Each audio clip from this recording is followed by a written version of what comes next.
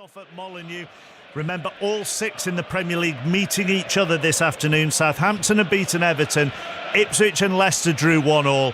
What will happen between Wolves and Crystal Palace? Kevin Nolan is alongside Alistair Bruce Ball. Thank you, Mark. You go and take a well-earned rest. That has been some afternoon on 5 Live Sport. Free kick for Wolves, early stages of the first half. Headed across the goal by Craig Dawson. Headed away to the edge of the penalty area by Crystal Palace. Wolves 0, Palace 0. Wolves in the old gold and black, playing from right to left in this first half towards the giant 2-tiered colour stand away to our left. We have the usual light show, pyrotechnics and sing-song ahead of the game. Joao Gomez chases a ball down the right, gets the cross in, and it is blocked and goes behind for a corner. And I'll tell you what, Kevin Nolan, Wolves have dropped to the bottom of the Premier League table after Southampton's win today, but given the atmosphere and the singing ahead of this game and the noise actually just for winning that corner, you wouldn't know it. No, they seem pumped though. They do. I think they're going to get behind the team. Just exactly what Gaz would have wanted to start off with a great start. Well worked free kick. Dawson at the back post. Here's the corner coming into the penalty area. Gahey flicks a header away. Rayan Aït-Nouri chases the ball out to the left-hand side for Wolves, still in an attacking position, played back to Tommy Doyle. Doyle pings a diagonal ball into the Palace penalty area, and Nketiah leaps with Dawson. The ball is loose, might break for Wolves, does break for Palace, cleared, deflected, only to the edge of the box, and then Wolves have given it away, and Will Hughes with the bright peroxide hair passes the ball to Munoz. Infield to Kamada, one for Mateta to chase down the right, intercepted by Semedo. The ball goes out for a Crystal Palace throw, but actually the assistant referee says no, that is going to be a Wolves throw. 2 minutes in at Molineux in the Premier League. Wolves 0, Palace 0. A late goal in the FA Cup, first round at Southend. Southend Charlton, Hamish Marshall. The 120th minute we've got here, and I think we've got a winner. Charlton are leading Southend 4-3. Substitute Kasana Hadme from close range has got the goal. We're about to restart, but it looks like the non-league side are heading out. Wolves are playing across their own penalty area at the moment. Doyle zips the ball forward with his right foot. Pablo Sarabia has come into the side tonight. It's the one change from the 2-2 draw at Brighton last weekend. That looked like another game where Wolves were heading for defeat. They scored the 2 late goals against Brighton. The very, very late one from Mateus Cunha.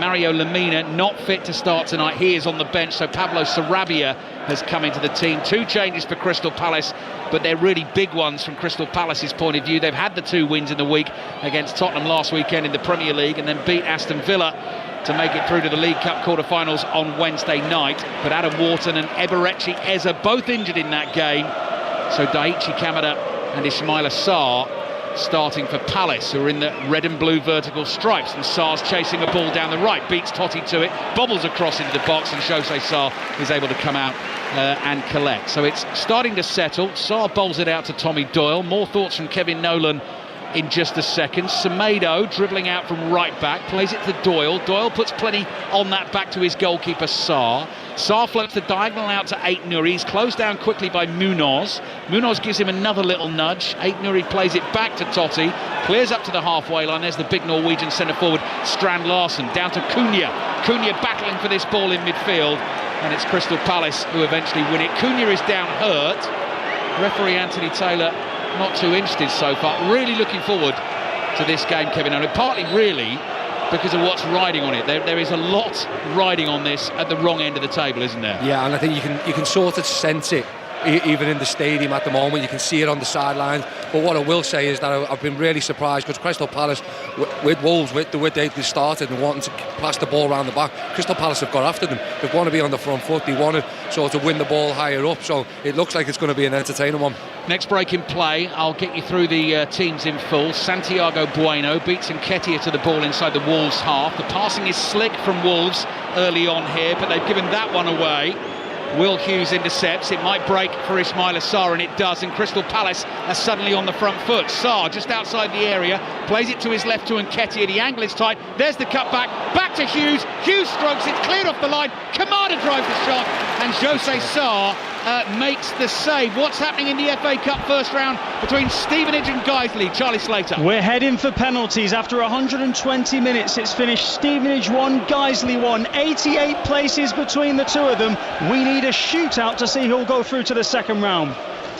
OK, Charlie will keep us updated on that. All the scores from the FA Cup today, of course, available via the BBC Sport website and app. Full-time at Southend in the FA Cup. Hamish Marshall. Southend 3, Charlton 4. National League Southend's brave efforts come to nothing. A goal in the final minute of extra time from Gassama Hadme puts Charlton into round 2. And Stevenage Guiseley, as Charlie told us, go into penalties. Ismail Assar nearly took it off Craig Dawson there. The ball didn't quite run for Mateta. Bueno curls a meaty pass down the right-hand side. Wolves have it with Semedo.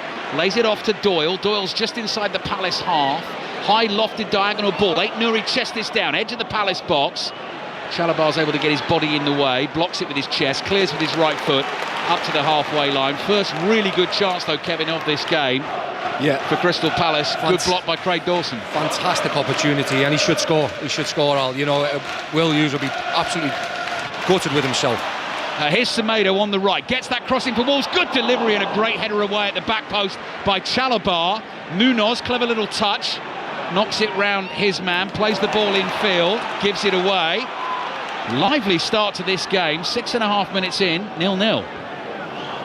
Here's Doyle. Doyle on the ball for Wolves. It just slows down for a second and Doyle passes to his right and Bueno comes jogging forward with the ball at his feet, plays it to Semedo on the right, looks for Strand Larsen. Good centre forward play that, holds off Maxence Lacroix of Crystal Palace, the middle of the 3 centre backs. Clever pass from Doyle into the feet of João Gomez, wide here to Ait Nouri in the box. Ait Nouri onto the right foot and then scuffs the shot and drags it wide of the near post. Wolves 0, Crystal Palace 0. Kevin Nolan. Yeah, I mean, been very exciting. That's another good opportunity, but Ait Nouri just showing that he's more of a left footer than a right footer, if you like. But yeah, really good start for both teams, really, and it could be 1-1 already. Yeah, delighted to have Kevin with us at Molineux here. Kevin, who played just over 400 times in the Premier League, very decent goal scoring record as well, 69 goals to his name for Bolton, Newcastle and West Ham, of course, as Kamada's ball forward is blocked. Volleyed into the Palace half. Doyle is there. Doyle started well in central midfield for Wolves this evening. It's back with Dawson. Both teams playing the back 3. Here's Cunha, who's dropped deep to get on the ball for Wolves. Oh, that's a poor challenge from Nketiah. Scything hack on Cunha, brought him down in the centre circle. Free kick for Wolves. Is it going to be a yellow card for Nketiah? It doesn't look like it. No, it was a poor challenge, but a typical striker's challenge, shall we say. It did look a lot worse, I think, now, just having a look at it on the replay. Yeah, he catches him really late, doesn't he? Typical striker's challenge, as said. Headlines, Premier League today then so far. You're probably across it, but just in case you aren't, Nottingham Forest up to 3rd after their 3-0 win over West Ham. Defeats for both Manchester City and Arsenal, so Liverpool's 2-1 win over Brighton has them 2 points clear at the top. First win for Southampton this season. Here's a ball over the top for Cunha to chase, and it bounces into the arms of Dean Henderson, the late equaliser for Leicester at Ipswich as well. Celtic Aberdeen meant to be underway in the Scottish League Cup semi-finals. What news, Gavin Wallace? Ali, we are delayed at the moment because of the pyrotechnics. I've just had a quick word with the SFA. They're telling me that the VAR can't see the offside lines due to the smoke and they need to delay until they are ready. They're taking no chances at the moment. So until all the smoke from the pyrotechnics is gone, we're sitting about warming up. Kick-off delayed by pyrotechnics just ahead of bonfire night. That seems incredible now these days, isn't it? Some of the things what happen. Ever so slightly ironic. All a show. To me. Gavin will keep us in touch with what goes on. The first of the Scottish Cup League Cup semi-final. Celtic Aberdeen. Great match-up, that one. Those two right at the top of the Scottish Premiership. And tomorrow it's Motherwell against Rangers. Wolves play the ball back to their goalkeeper, Jose Sarr. So we played 9.5 minutes at Molineux. It is Wolves 0, Crystal Palace 0. Wolves starting on 2 points at the bottom of the Premier League table, and Crystal Palace just outside the drop zone after that win over Tottenham last weekend. They're on 6. Jose Sarr clears with his right foot. Strand Larsen just sticks out a right leg. Back heels the ball to no one in particular. Chalabar forward to Kamada, the Japanese international, on to Will Hughes. He crosses the halfway line. Support on the left from Tyrick Mitchell. So Wolves have Jose Sarr in goal. Their 3 centre-backs, Santiago Bueno, Craig Dawson and Totti Gomez. Nelson Semedo, Ryan Ait Nouri, the 2 wing-backs. Tommy Doyle alongside João Gomez in central midfield. Pablo Sarabia has come into the team tonight. He and Mateus Cunha are in support of the big Norwegian centre-forward Strand Larsen. Crystal Palace are knocking the ball around just inside the Wolves half. They've got Dean Henderson in goal. Their three centre-backs, Trevor Chalobah, Maxence Lacroix and Mark Gay's on the ball right now. The wing-backs for them, Daniel Munoz and Tyrick Mitchell. Daichi Kamada and Will Hughes in central midfield. And Ketia and Sarr in support of Mateta. No Wharton and no Eberechi Eza for Crystal Palace. They've had the best chance of the game so far. Here's Nketiah. He's on the run forward with the ball at his feet. 35 yards out, central position. On to Sarr, quickly on to Munoz on the right. 8 Nouri's in front of him, so Munoz just plays it back to Chalobah. Chalobah curls a low pass across to Gahey. Kamada in the inside left position, goes wide here to Mitchell in the bright orange boots. One touch, the cross is blocked and it goes behind for a Crystal Palace corner. 11 minutes gone, 0-0. Let's get a quick update from Stevenage, the penalty shootout in the FA Cup first round. Charlie Slater. The game finished 1-1 and the shootout is currently 1-1 with both of the first penalties being converted. Stevenage are leading. They now take the third penalty of the shootout. It's Reid who'll take it with his left foot and he hits the crossbar. That could well be advantage Guiseley. 1-1 still. Back with you shortly, Charlie. Corner for Crystal Palace here at Molineux. They're attacking the goal away to our right, packed full of Wolves fans. Blue and red striped shirts line up on the penalty spot. Cunha heads that corner away. Will Hughes underneath it, just lobs a header into the box. Dawson heads it to his right. That falls to a Crystal Palace player, and in fact that Palace player, Gahey, is just going to let the ball run behind and go out for another corner to Crystal Palace. Another FA Cup game, Bristol Rovers Weston-super-Mare. There's been a goal, Molly Stevens. There has, and now the game is over. Grant Ward has sent Bristol Rovers through to the second round of the FA Cup, his third goal for Bristol Rovers this afternoon. Bristol Rovers 3, Weston-super-Mare 1. They've beaten Weston after extra time in what has been a superb, lively local derby. Thank you, Molly. Corner for Crystal Palace taken by Will Hughes, headed away. 2 Wolves defenders doing the job there. Tyrick Mitchell all on his own, just inside the Wolves half, looks up, plenty of time, floats it to the left, nodded down here to Nketiah. Nketiah's got his back to goal. He's being chased and harassed by Tommy Doyle. Short little pass into Lacroix. Lacroix couldn't hold on to the ball. Doyle is on it for Wolves. He sees space opening up on the left-hand side, and 8 Nouri, such an attacking outlet down that left for Wolves. Kevin, he can't get away this time though. No, again, but you can see the press here from Crystal Palace. They're not allowing Wolves to settle. They've just gained a little bit of control, Crystal Palace, with the ball, you know, knocking it around, feeling it. So that'll unsettle this crowd, and that's what they need to do, is try and unsettle the Wolves crowd and get the anxiety going in and around the stadium. Talking about FA Cup first round, Northampton Kettering, the derby kicked off at 5:15. You can watch that game on BBC Two. Back to the shootout at Stevenage. Charlie Slater. Where nobody can score a penalty at the moment. The last 3 penalties have all been missed. The first 2 hit the crossbar, and then Stevenage have just seen their third one saved. So it's still 1-1. Guiseley stepping forward to try and sneak ahead in the shootout. And all the FA Cup highlights, BBC Two, in one place at one time for you, 6:15 tomorrow night. But as I say, I'm directing you towards the BBC Sport website and app to stay in touch with everything that's gone on in the FA Cup today. Celtic Aberdeen is underway at Hampden Park in the Scottish League Cup semi-final. 8 Nouri dribbling forward, has lost the ball. Wolves fans frustrated. He had options left and right there, he didn't use them. Here's Hughes. Hughes plays it forward to Nketiah, back to Hughes, under pressure, turns away from trouble and comes running jauntily with the ball up towards the halfway line, and Trevor Chalobah comes steaming forward. Sliding challenge from Cunha, misses the ball. Munoz has it on the right, plays back to Kamada. Kevin. Yeah, incredible. Just watching 8 Nouri there, he actually finds himself in the 10 position. He's playing left wing back. You know, it's incredible when you're watching it from this side up and you're seeing with the movement, because there's plenty of space in the midfield. Quite, Munoz is curling ball into the penalty area. That'll be headed away, but only as far as Sarr. Good defending by Joao Gomez. Uses strength well there, just knocked Sarr off balance. It's gone behind for the goal. Yeah, very good defending. Gets a goal kick, but as I said, there's plenty of space in that middle of the midfield, so whoever can sort of start winning that midfield battle, I think that's going to be really key this afternoon. But really interesting in the opening bit. So goal kick for Wolves. We're 15 minutes in at Molineux. Your Premier League commentary, 3 o'clock this afternoon. was at Anfield. Liverpool beaten Brighton by 2-1. Good second half comeback from Liverpool. All the highlights on Match of the Day tonight. BBC One at 10:20. Cunha's header forward. Sarabia running onto it, couldn't control it. And Tyreek Mitchell is now able to come striding out of his own half and then releases a long pass down the left-hand touchline, collected by Nketiah. Nketiah's got Bueno backpedaling. Nketiah decides to try and beat him again. Bueno does well, wins it back for Wolves. They're playing it around inside their own penalty area. Doyle under pressure, clears downfield. No one there for Wolves. It'll come all the way through to Dean Henderson. Back to Stevenage, Charlie Slater. Where Elliot List must score for Stevenage.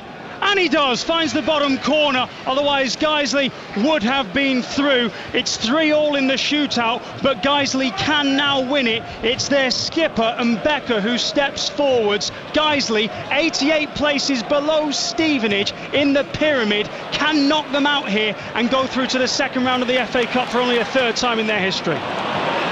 OK, Charlie, back with you very shortly. Then you could get a cup upset live here on 5 Live and BBC Sounds. And Nketiah sprinting forward with the ball at his feet, stumbles, goes down, wants a free kick. Anthony Taylor with his left hand just tells the Palace striker to get to his feet. Aït-Nouri drives the clearance downfield and it's volleyed out of play for a Wolves throw in an attacking position on the left. And Cunha has gone to collect the ball, was thinking about a quick throw there. Let's get back to Stevenage. Oh, and Becker's had his penalty saved by the Stevenage keeper. He was inches away from seeing Guiseley through to the second round of the FA Cup, but it's a really good save to the left-hand side by Murphy Cooper. We're going to sudden death. Yeah, you've still got more work to do then, Charlie. Back to Charlie again shortly. Wolves player Pablo Sarabia caught in a challenge, has stayed down. Palace on the counter-attack. Will Hughes, clever ball to the right. Good defending though by Totti. Slid in, kicked the ball onto Sarr's shins, and it's gone out for a throw-in to Wolves in the left-back position. 17 minutes played. Wolves 0, Palace 0. Kevin Nolan. Yeah, I mean, just looking at Crystal Palace now, and that's where they are trying to attack from, down the side of that back three. You've seen it now, it's been about 3 or 4 balls been played down this right-hand side, and just earlier on for Nketiah. So that's where they obviously see the weaknesses of Wolves are getting in around the side of them. Here's Semedo for Wolves in the old gold shirts, black shorts, the old gold socks. Back to Charlie at Stevenage. Where Guiseley now must score. In sudden death, Stevenage have just scored through Smith, and now it's Sam Bentley, 20 years old, on loan, smashes it into the roof of the net. We go on. Great opportunity here for Wolves to create a goal-scoring chance. Aït-Nouri in space on the left-hand side. Not enough pace on the ball, Kevin, to find Strand Larsen in the middle. No, yeah, he made a great run. Again, that's where they're getting down the sides as well. You know, Aït-Nouri on this side, but that pass just lacked a little bit more pace, and it would have put Strand Larsen through. But yeah, good defending, corner for them. Yeah, back to the drama of the shootout shortly. Stevenage and Guiseley in the FA Cup first round. Corner for Wolves here. Will be delivered from the left. Curling ball in towards the far post, not quite cleared by Palace. Aït-Nouri with the right foot drove it hard off target, and behind it goes that for right the goal foot kick. Again, Al. That right foot Yes. again, if it's on that left. So yeah, good opportunity, real good opportunity. But yeah, Wolves now starting to get back into it. Aït-Nouri, 3 goals in his last 4 games for Wolves. The chances do often fall to him. Quite often he sticks them away. 2 on the right foot so far, and he's not been able to test Dean Henderson with either of them. Back to the shootout at Stevenage, Charlie Slater. Stevenage lead by 5 penalties to 4 in sudden death. Kemp has just put the last one into the bottom corner, and here is the substitute for Guiseley, Jamil Eibel. Oh, and it's saved. Guiseley are out of the FA Cup, so close to causing one of the great FA Cup upsets. But it's the Stevenage goalkeeper Murphy Cooper who's the hero. They go through by winning by 5 penalties, to 4. Thank you, Charlie. So Stevenage scraped through in the shootout here at Molineux. Almost 20 minutes played in the Premier League. Wolves bottom of the Premier League table, still looking for that first league win of the season. A 0-0 against Crystal Palace. And again, while we were away there with Charlie, Kevin, another chance for them to create something decent. The final ball's not quite there at the moment. Yeah, again, it was the final ball, but it was, again, losing it in midfield. You know, Will Hughes with a real poor pass, which was cut out by Tommy Doyle and allowed, Cunha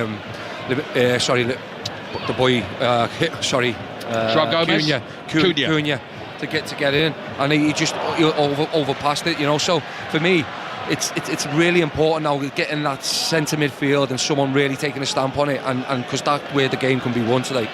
Well, this game sets up as the weakest defence in the Premier League, which belongs to Wolves, against the weakest attack, Crystal Palace. They've only scored 6 goals in the 9 Premier League games so far, but Palace are the team that have one win to their name. That came against Tottenham last weekend. They passed the ball straight out of play. Gahey, slight misunderstanding with Kamada to his left-hand side. Wolves are taking their throw-in quickly inside the Palace half, and the ball from Semedo is fired back to Totti at pace, just inside his own half. Left-footed pass low into the feet of Gomez. Gomez on the turn has overhit that. Gahey is able to intercept, prod it to his left to find Mitchell, up towards Nketiah.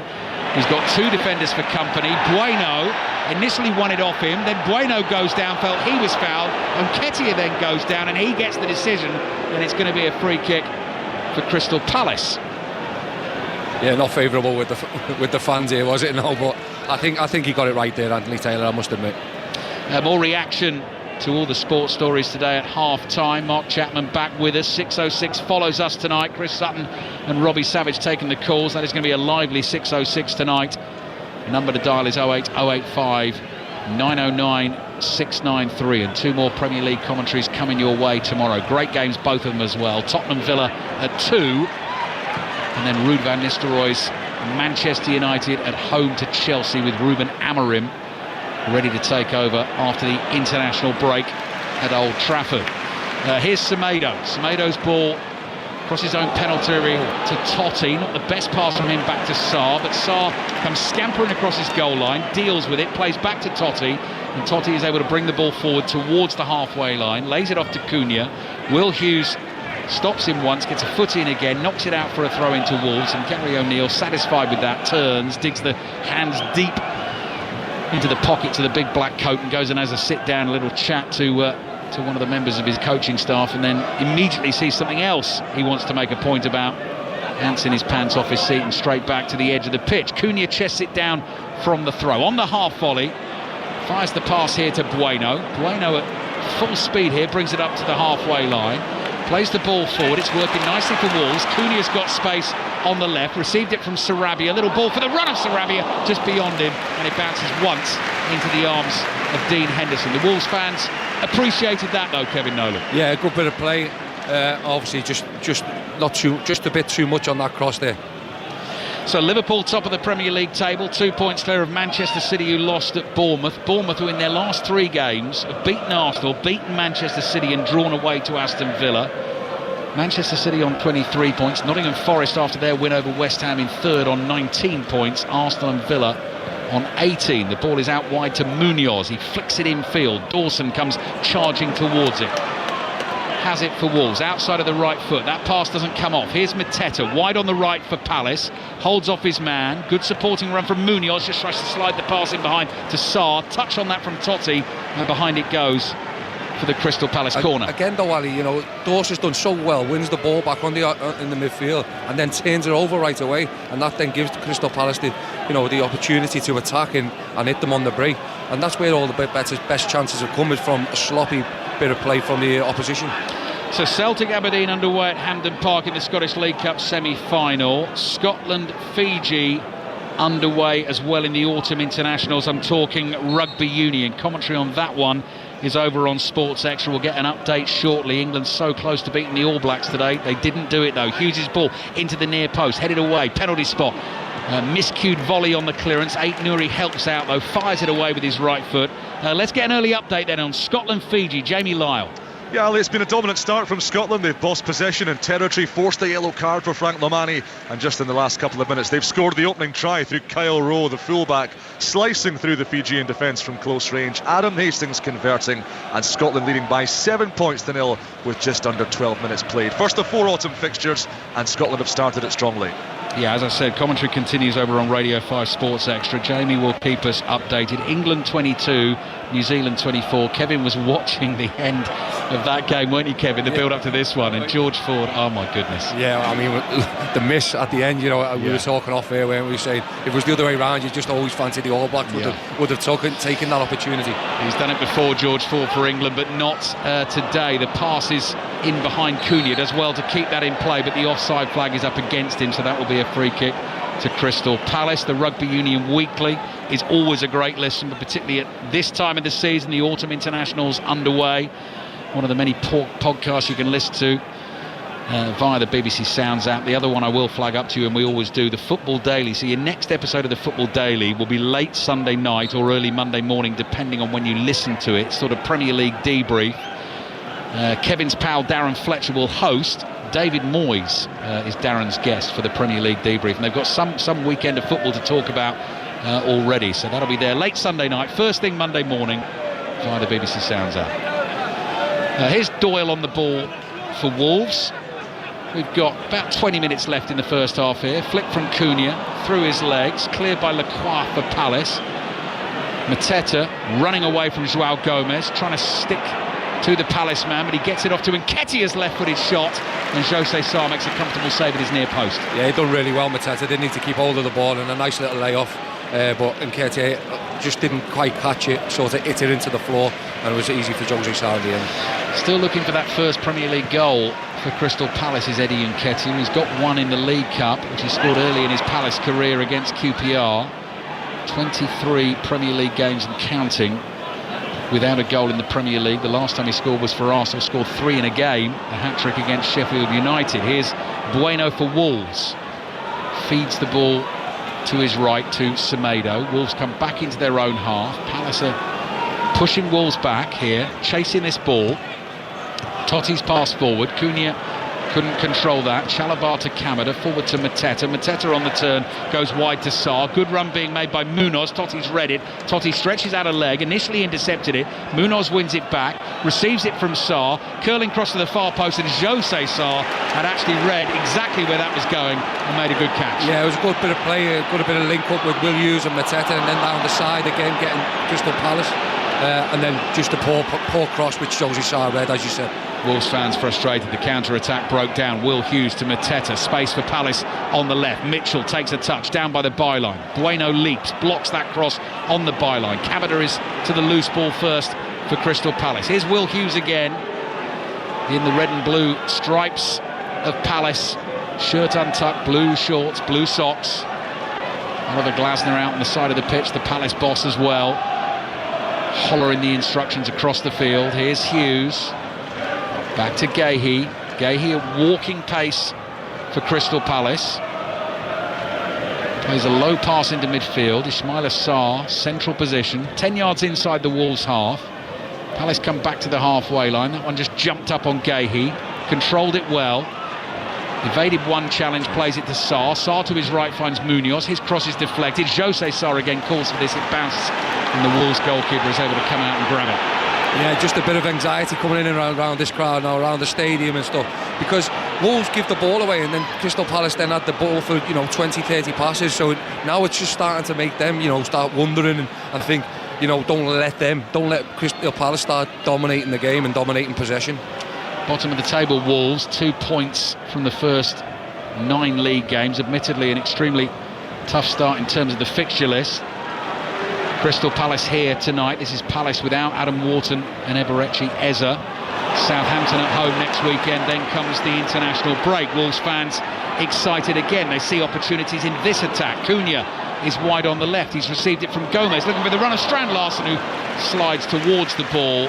Couldn't get a toe on it. Even if he could have, he wouldn't have been able to do much with that, and Dean Henderson is able to bend down and pick it up for Crystal Palace. England against the West Indies in the second one-day international. England is chasing 329 to try and win this one. Ladies from Dan Norcross. Well, they've just lost their first wicket in broadly speaking, brainless fashion after 2 wonderful back foot drives from Will Jacks. He's now just hoiked a ball out to deep mid-wicket, totally unnecessarily, straight into the hands of the fielder. Matthew Ford gets his first wicket, 37 for 1 England after 5. They've made a really impressive start, and they're in danger of throwing it away.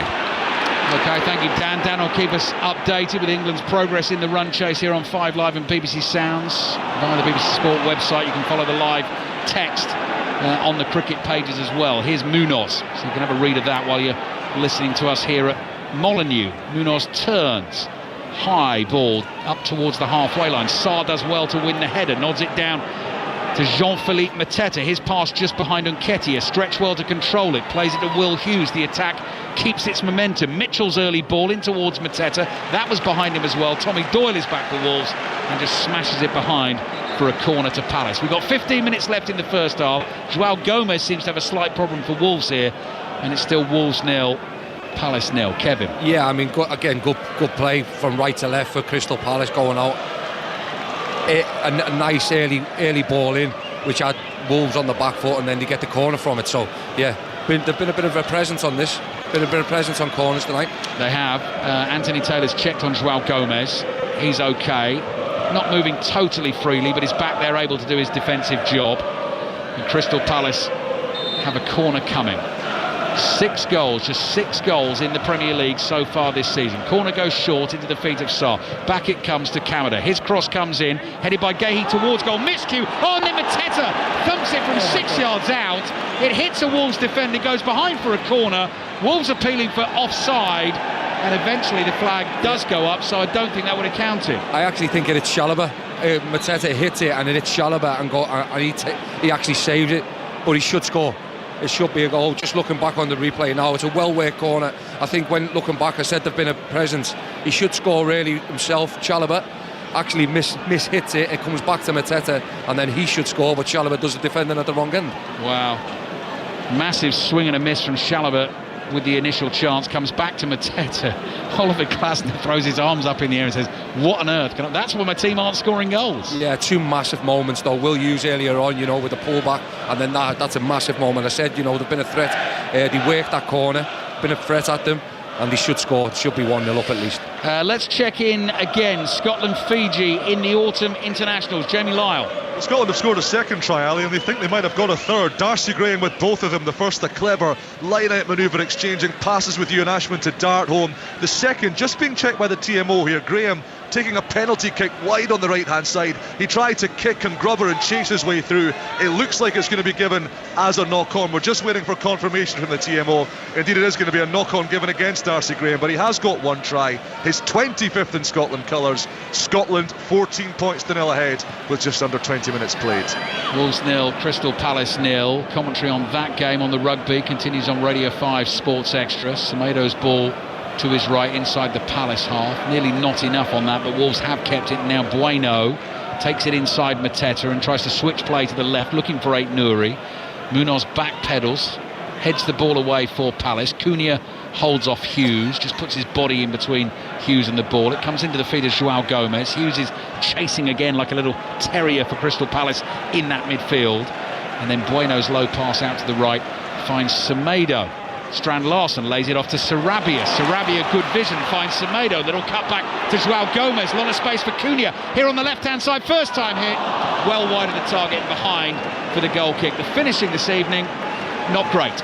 No, not been great at all. No, I think what he's trying to do is lovely play from Wolves, who've moved it from left to right, back and back again across. And Cunha on that left-hand side, he's tried to bend it as the ball's been played across him. He's tried to bend it for the far post, but he's not got no bend on, and it's just gone straight. And yeah, poor attempt in the end. So Scotland-Fiji over on Sports Extra at the moment. Sports Extra packed with sporting action tomorrow. 12:25 FA Cup first round, full commentary. MK Dons against AFC Wimbledon. The tasty tie, the Brazilian Grand Prix at 4:45 over on Sports Extra. At 6:45, Everton-Chelsea in the WSL. And at 9 o'clock, your usual NFL coverage, the Detroit Lions at the Green Bay Packers. 9 o'clock tomorrow night on Sports Extra. Got just over 10 minutes left in the first half here at Molineux. Still 0-0.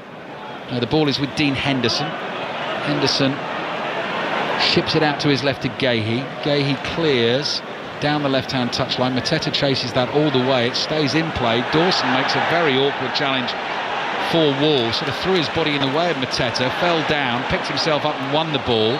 Still playing here, and eventually Anthony Taylor's going to give an offside against Jürgen Strand-Larsen, who received that pass from Dawson. It's just lazy play from Strand-Larsen. Dawson does really well. He gets himself up and then plays a lovely ball into him. But Strand-Larsen should be onside there and be ready for that and making sure that he's available. So it's really lazy play and a really bad poor free kick by him. So, yeah, disappointing by them in that one. Here's Lacroix. Maxence Lacroix, signed from Wolfsburg this summer by Crystal Palace. Mateta's flick on. Ait Nouri just toes the ball away. Hughes heads it forward. Munoz heads on to Sarr. Here's Mateta. Wolves challenges melting away. Mateta hits the shot and that's blocked. It will come out to Mitchell here. Mitchell's curling ball. Attacked by Munoz. Heads it over the bar. And Nketiah was right behind him. I don't know whether he heard the shout. He might have been better placed for the header. Yeah, Nketiah, he's got to leave it, Munoz. He's got to shout. Eddie's got to shout. He's got to make sure he's a presence there. And he's then got to tap him with his head, if you like, because he's coming right onto it. Everything, all the power. But a lovely bit of piece of work from Jean-Philippe Mateta with his great feet going past the 3 or 4 defenders then. Dawson plays back to his goalkeeper José Sarr. Ismaïla Sarr closes it down for Palace, and José Sarr's clearance goes straight out of play for a throw into Palace. Halfway line on the left. Tyreek Mitchell takes his time, just spins the ball casually in his right hand. It's the high-vis yellow ball we're now playing with in the Premier League. Mitchell still waiting to take the throw. Strand-Larsen's cutting off the one that could go back down the line to Guéhi. Kamada's there for Palace to open things up. Now it does come to Guéhi, and he goes back to his goalkeeper, Dean Henderson, who was England's last starting keeper, of course, started in that game in the 3-1 win away to Finland last month. Ball down the left for Nketiah to chase. Santiago Bueno battling with him right in front of the Crystal Palace fans. Bueno barges Nketiah over, and Crystal Palace get the free kick. Yeah, it's really good play, good hold-up play. It was a lovely ball by Tyreek Mitchell down the line, and he managed to get his body in between, and it was a free kick, in the end, but really good play, good hold-up play. What I was expecting from Strand-Larsen a bit earlier when I said, getting himself back on side to make sure that they can play off him and play through him, the Wolves team. Munoz under pressure from João Gomez, just held on to the ball. Chalabar's now giving it away. Cunha takes it on down the left-hand side. Kamada's got a handful of his shirt. He slowed Cunha down. Then Kamada makes the challenge, knocks it out for a throw into Wolves. I don't think the referee or the assistant referee saw the shirt tug. No, but you can see Gary talking to the fourth official there. He should be speaking to the referee and helping him out there, because we could all see that he had a good grip of his shirt. It should be a free kick now in the final third, but that's where it's disappointing, and he's telling the fourth now he should be getting involved and helping Anthony Taylor out in the middle, because he can't see it from where he is. It's Kevin Nolan with us here on 5 Live and BBC Sounds. Wolves 0, Crystal Palace 0. Wolves starting tonight bottom of the table after Southampton's win against Everton. Southampton 4 points, Ipswich 5 points, both ahead of Wolves on 2. Crystal Palace just out of the bottom 3 on 6 points. You've then got Everton on 9, Leicester on 10. Here is Doyle for Wolves, bumped off it by Mateta, but managed to get his pass away. Bueno under a bit of pressure in the right back position, plays it low down the touchline. Palace have won it back. Here's Mitchell. Mitchell's got Nketiah ahead of him, doesn't fancy that, so turns back into his own half. Guéhi again. Guéhi gives it to Kamada. Daniel Munoz starting a run down the right, then stops it. And Crystal Palace hold on to it inside their own half. Scottish League Cup semi-final action. Celtic Aberdeen, the latest from Gavin Wallace. 25 minutes on the clock, Ali. Celtic 0, Aberdeen 0. Been a raft of half chances for Celtic, but nothing doing. Aberdeen with a free kick, 25 out, so we'll find out if they can do anything with that. But at the moment, Celtic 0, Aberdeen 0. Motherwell Rangers in the other semi-final tomorrow. Kicks off at 3 o'clock. 6 minutes remaining in the first half here. Throw in for Palace. Daichi Kamada volleys the ball forward. Sarr heads it to his left. Bueno's there for Wolves, nods it back to his goalkeeper. And José Sarr, all in green, with the black and white gloves, dribbles it out to the edge of the box, picks it up, slings it to Totti. Clever from Totti, dances away from the challenge of Munoz. Down the line it goes to Cunha. Cunha's pass, fabulous one. Chance for Sarabia, takes it round Henderson. I think Henderson got a touch on the ball. Yeah. Sarabia goes down, Henderson dived in. He had to get the ball there, Kevin, I think he did. Yeah, he did. It was brilliant goalkeeping, fantastic goalkeeping to get the hand I don't know what Sarabia is doing. He looks behind him. He should be just looking and thinking, concentrating on the ball and making sure that he puts it in and gets his shot off. He waits too long, and Dean Henderson does absolutely fantastic in the end to get his hand, and it's no foul. I couldn't see that being a penalty. Great goalkeeping by Dean Henderson. Having another little look, good firm hand, left hand on the ball from Dean Henderson, and Sarabia can appeal all he likes, and if Henderson doesn't get the ball, then clearly the contact would have been a penalty. But you're right, Kevin, he delayed, didn't he? Yeah, just delayed too long. It was a lovely ball by Cunha into his path as well, but he was waiting. He sort of looked back to see where the defender is instead of concentrating on what's coming in front of him to put it past Dean Henderson. Big chance, big moment for Wolves. 5 minutes remaining in the first half. Wolves 0, Crystal Palace 0. Craig Dawson, low pass across his own half, finds Semedo. Crystal Palace feel they've got all the avenues covered here, so Wolves come back to Santiago Bueno in the Autumn International. Scotland-Fiji, latest from Jamie Lyle. Scotland utterly dominant here, Ali. Up to 4 unanswered tries here. Darcy Graham adding another. Hugh Jones skating in off an intercepted pass. They lead by 26 points to 0 with 26 minutes on the clock. Semedo's ball infield finds João Gomez.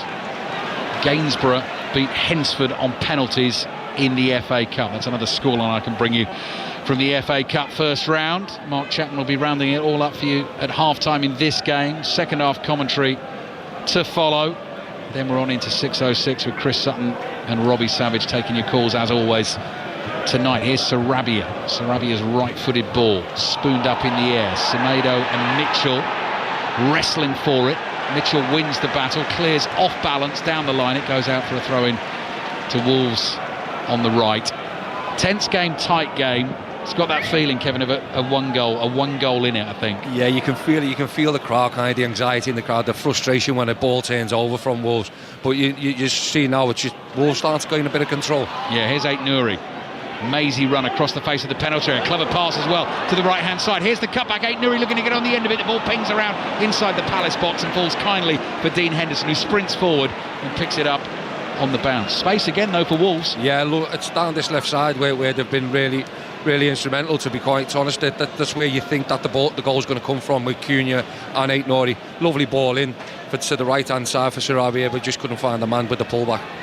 Dean Henderson clears with his right foot, having dropped the ball at his feet.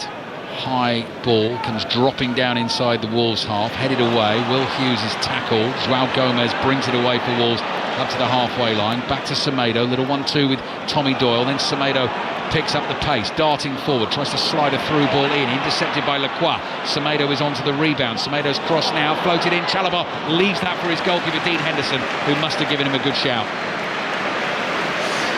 Goal in the Scottish League Cup semi-final, first of the game. Celtic Aberdeen, Gavin Wallace. Yeah, it goes to Celtic. Celtic 1, Aberdeen 0. Cameron Carter-Vickers, he's back from injury and he's making his mark. Annie Ingles with a great corner in. Carter-Vickers, the former Spurs man, is on the scene first to head home from close range. Celtic 1, Aberdeen 0. Crystal Palace goalkeeper Dean Henderson has the ball in his hands again. This time he's going to hit it on the volley. Another steepling clearance, drops inside the Wolves half. Ait Nouri wins the first header, Daniel Munoz the second. Sarr, the former Watford man, takes it on down the right for Crystal Palace, tackled by Totti, and it goes out for a throw-in to Palace on the right. Ismaila Sarr making his third start of this Premier League season for Crystal Palace, having joined from Marseille in the summer. Daniel Munoz has started every game, the Colombian right back with his blue socks rolled down, waiting to take the throw. Sarr comes running towards him, doesn't get enough on the cushion ball back to him. Ait Nouri smashes it into the body of Munoz and wins the throw for Wolves. And we've got just over a minute plus added time remaining in the first half. And Crystal Palace, they've had the better opportunity, the clearer sights of goal, I think, haven't they, Kevin, in this first half? Yeah, I think they'll be disappointed not to be going in at half time with the lead. You know, I think the goal, you know, they've had Will Hughes with a fantastic opportunity, and then Chalobah, you know, missed hit, and then Mateta hitting it into him. It was quite comical when well, for them really, but yeah, and then Wolves with that sort of opportunity before with Sarabia, which didn't come. Turn from Nketiah is a good one, but then he's off balance inside the Wolves penalty area. Dawson composed, passes the ball out to Sarabia. To his left he's got Strand Larsen. Chalobah knew he was going there, stuck his body in the way. Kamada's ball to Nketiah, he's got to chase hard here, gets there first. Plays it on to Mateta, edge of the area, right-footed shot. Dawson is there, as he so often is for Wolves, gets his body in the way, and it goes out for a throw-in to Palace on the right. What a defender Craig Dawson is, Kevin Nolan. What a great lad he is as well. I mean, we had him at West Ham, didn't we? He's a fantastic lad, great pro every day in there, does exactly what you've just said there, blocking, you know, in the five-a-side games, loves it, even, you know, short in the winter, you know, just one of those old-school defenders, but still doing it and being brilliant in the Prem. No added time at the end of the first half, and not too much else to tell you really, Kevin, just talking there about the chances for Crystal Palace. Will Hughes had one blocked early on, and then Trevor Chalobah getting in the way of the Mateta effort. Wolves starting the night bottom of the Premier League table, still looking for that first Premier League win. If they lose this game tonight, it will be the worst start to a league season in the club's history. At half-time here at Molineux, we are Wolves 0, Crystal Palace 0. Mark. In the Scottish Premiership just a few weeks ago, Aberdeen had to come from 2-0 down to get something against Celtic in that game. They're going to have to do the same in the League Cup semi-final. Gavin. That's exactly what they're going to have to do, Mark. 32 on the clock, Celtic 2, Aberdeen 0. Dyson Maeda, what a run! He must have ran at least 30 yards, gets himself into the box, manages to hold it up, then Kyogo Furuhashi runs onto the scene and blasts it in off the crossbar. Celtic 2, Aberdeen 0. Autumn internationals in rugby union earlier. England 22, New Zealand 24. George Ford missing both a late penalty and a late drop goal for Steve Borthwick's men. Much more comfortable for Scotland this afternoon. Jamie. Yeah, Scotland rattling 4 unanswered tries past the Flying Fijians so far. They lead by 26 points to 0 with around 8 minutes of the first half remaining. Kyle Rowe with the opener, a dazzling double from the flying winger Darcy Graham, and then Hugh Jones picking off a stray Fijian pass to scorch home for number 4 a few minutes ago. Fiji attacking here, ploughing towards the Scottish post, but it looks like a forlorn cause already. 4 unanswered tries to the Scots. 26 points to the good they are. Brackley have just knocked Braintree out of the FA Cup on penalties. Northampton lead Kettering by 1-0 as they approach half-time there, and you can watch that on BBC Two. Qualifying for the Brazilian Grand Prix, which was due to start at 6 o'clock, has been delayed. When that gets underway, you'll be able to hear commentary of it on the BBC Sport website. At the conclusion of Wolves against Crystal Palace, it's 6:06 with Chris Sutton. Normally he gets to a studio in time. His chauffeur this evening is Ian Dennis, and he's still in his car. So the trail comes from Ian's pass. Are you in the front seat next to him, or are you in the back, treating him like a taxi driver? I am. I'm in the back seat. Just hang on a sec. Can you just turn the heating down, please, Ian? It's rather hot. To be fair to him, we're in his Skoda and his foot is flat to the floor. We're going 35 miles an hour. He's trying to get us there as quickly as possible. But that's not going too well. But it's going to the hard shoulder. He's not a particularly aggressive driver. A bit driving Miss Daisy, isn't it? But shall we talk about the football? Yeah. So what would you? I mean, very good '90s joke with the Skoda. But anyhow, what do you want no, people? It's a Skoda. What do you want people to talk about? And just think yourself lucky you're not being driven by John Murray. Otherwise, you wouldn't be here for tomorrow's show. So go on. Absolutely. What do you want people to talk about? Well, we want to talk about football, Mark. Premier League, brilliant day in the Premier League. Manchester City. That's been coming, that defeat, hasn't it? I think for them, the performances haven't quite been there. Arsenal this season, I want to hear from Arsenal fans. He's a bit more pragmatic, Arteta is this season, but things have gone a little bit sour at Arsenal. I don't necessarily see them challenging for a title. Nottingham Forest, my boyhood team, the way they're playing at this moment in time, Mark, I'm thinking of going back to supporting them. Ipswich Town, they choked again, Fluff's Airline, Southampton. First win of the season for them. Do they have hopes of staying up, Southampton fans? And what about Sheffield Wednesday? That was extraordinary, 6-2. They lost 6-2. That was what was extraordinary about that against Watford. What are you laughing at? Dear me. And yeah, 08085. I got told off for never giving the number. 08085 909 693, Mark. Perfect. Have we cut off? Yeah, we're done now. Yeah, you did cut off, just as you gave the phone number, unfortunately. 08085 909 693. Yes, another award-winning trail from Chris Sutton. 19 minutes past 6, Carl Hartley has the news. This is BBC Radio 5 Live. Listen on BBC Sounds. Thanks, Mark. North Yorkshire police say a 10-year-old girl has died after being bitten by her family's dog. It happened at her home in the Malton area. Here's our correspondent, Francis Reid. North Yorkshire Police and the Yorkshire Ambulance Service said they were called to the family home just after 4 o'clock on Friday, and despite paramedics' best attempts to save her, the girl died from serious injuries. Now, following the girl actually being attacked by the dog, the animal was secured inside a car by a family member. It was then seized by officers who took it to a secure kennel where it remains at the moment. Sir Keir Starmer says the appointment of Kemi Badenoch as leader of the Conservative Party is a proud moment for the country.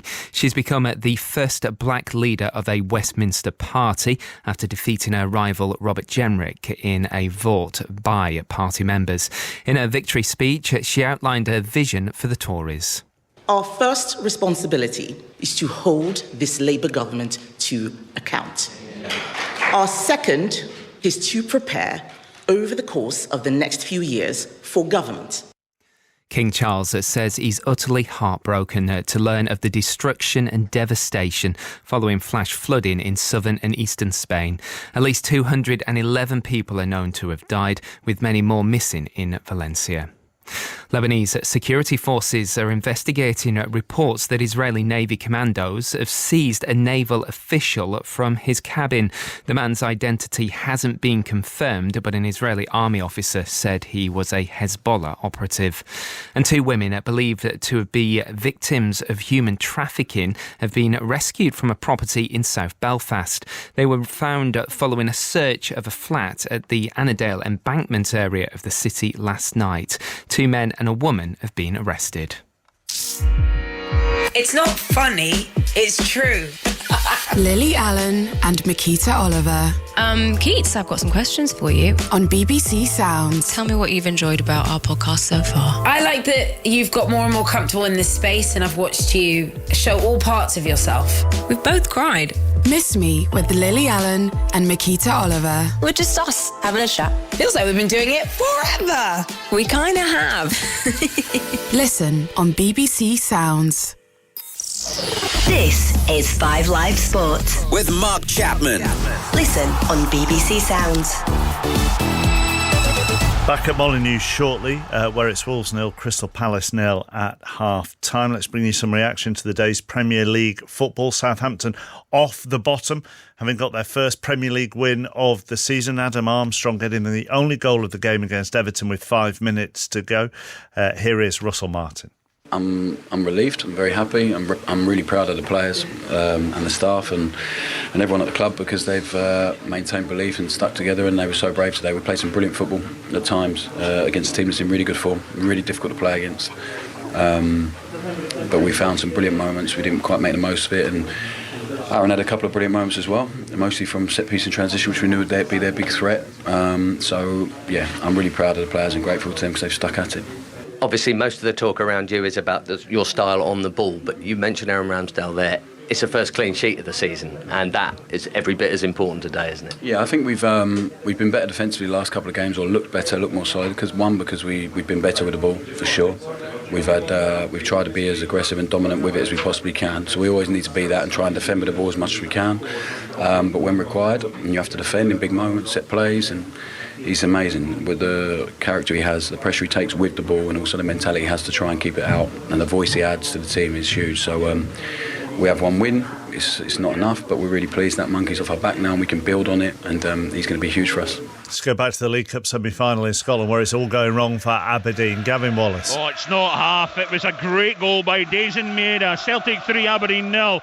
Basically, Celtic running the length of the Aberdeen at half and just getting right in there, no problem whatsoever, totally unasked. Kuhn just slips in Maeda inside the box, and he opens up the right foot and puts it well beyond Dimitar Mitov. Celtic 3, Aberdeen 0. Back to the Premier League reaction. Ipswich still waiting for their first Premier League win. Jordan Ayew, Leicester getting a 95th minute equaliser to get them a point at Portman Road. And Ipswich also had to play the last 20 minutes when Calvin Phillips was sent off for 2 yellow cards. Here's Kieran McKenna.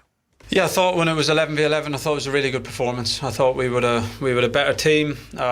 We deserved to be ahead, and the game really swung on one big moment again. And we've had it for a few weeks in a row and across the season. And I think that the game swings and it goes from what, in my opinion, is a penalty, and very, very likely 2-0 to us. In the same real incident, the referee sends off one of our players, and then at that possibility, it's going to be tough. Even with 10 men, I thought we did some good things. I thought we managed the game pretty well. We didn't manage the incident in the build up to the goal well, but I think with 11v11, I think it was a really good performance. With 10 men, I was proud of the effort, and I think we deserved to win today, but it didn't come. We take the point, unfortunately, and we move on with the good things. Manchester City were beaten at Bournemouth, so Liverpool have gone top of the Premier League, having come from a goal down to beat Brighton 2-1. Here's Arne Slot. Of course, I disliked the first half a lot, but maybe we also have to give credits to Brighton for what they did. They were more intense than us. They were better with the ball than us. In every aspect, they were better than us. Maybe set pieces we were better, but for the rest, they outplayed us the first half. Second half was completely different, and that led to 2 goals and a lot of chances, in my opinion. What did you tell the players at half-time? Did you suggest there was an opportunity there with Arsenal having lost and City losing as well? No, we don't look at it like this, especially not at half-time. If you are outplayed that much, then you just look at what you have to do. So they made it difficult for us because of their game plan and because of the quality they have. So if you play Brighton, running once or twice is not enough because they are so comfortable with the ball. So you have to keep on running. That's what they did on the other side. They kept on running their forwards, and we simply didn't put enough effort in. Second half, that was completely different. We ran once, twice, 3, 4, 5, as many times as needed. Then the fans helped us a lot, of course, and combined with some quality goals that led to 1 win. And let's hear from Pep Guardiola after their 2-1 defeat at Bournemouth. Pep, did you fear, given the physical condition of some of your players and the schedule and all that this would be a really difficult day for you? Yeah, we knew it. We could not match up his intensity, his duels, and we knew it, that was there. We talked about that. A part of that, so it was an open game. They had chances at the end. We had ours, so yeah, congratulate Bournemouth for the victory. Were you in a position this week when you had to select players you would have preferred not to because of what the medical teams are saying about their condition? Yeah, but it's what it is. So I know we have a problem. So we have a lot of players with a few players with a lot of minutes and a lot of players with nothing minutes. So we're having this situation that the balance is a little bit uncomfortable, but it's what it is. So we play good in Spurs, and today, yeah, we were not.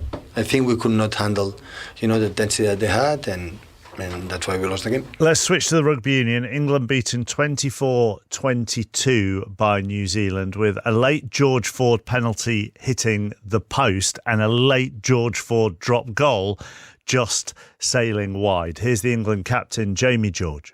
Listen, I'm gutted. I think we all are. It's a game of fine margins, and it's another very close defeat, but we've really got to find out a way of winning these close ones. How frustrating is it, be honest, because there was a moment there where everyone thought you were going to have it? Yeah, look, we put ourselves in a really good position come 60 minutes. 8 points is a lot in Test match rugby, but I think we probably went chasing the game a little bit, gave away too many penalties, and we've got to be smarter in that respect. Were you happy with your response to all of the noise this week around the haka stepping up just before the game started? Absolutely, I loved it. That was always our plan before Joe's comments.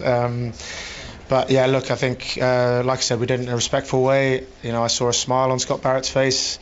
I was smiling. I think it was done in good spirits. Just how exhausting is it to be an England player right now? Your line speed with how you're playing in defence at the moment, it's incredibly physical. Yeah, it is, and that's. We're very proud of our defence. We're very proud of the work that we put in, and we're going to keep making sure that we look after ourselves over the next couple of days. This is a tough Autumn Nation series for us in 4 games, but we've got every confidence in the backroom staff that we'll be in the right position come Australia next week. We'll go from England's men's rugby union side to the cricket team, Dan Norcross. They made a pretty good start to chasing down 329. They're 63 for 1. Phil Salt's made 44. Cox at the other end has 4 off 18. The one wicket to fall was Will Jacks, who, having played 2 really beautiful shots, just got himself into an awful tangle and then hacked one out to deep mid-wicket. Just as I speak, they've lost their second wicket. Jordan Cox has attempted to hook a ball that wasn't quite there for it. He pulled out of the shot, got a top edge, it went in the air and was easily taken by the keeper. So this good start is in danger of just draining away. 63 for 2 after 11.2, but Phil Salt's still there on 41, batting pretty well. Let's go to Murrayfield next. Jamie Lyle. Yeah, Fiji mounting a little revival here, Mark. They've scored 2 tries. Ponipati Longanimasi getting the second just on the stroke of half-time, 5 minutes after the clock ticked into the red. They trail Scotland by 29 points to 10 with the kick to come. Is there a comeback in the offing from the Flying Fijians? It'd have to take some comeback at Murrayfield. It would have to take some comeback in the Scottish League Cup semi-final as well. Although, for most people, the highlight of this first half has probably just happened in the last couple of minutes, Gavin Wallace. Yeah, Brendan Rodgers, we've just found out, has got some left foot on him, Mark, doesn't he?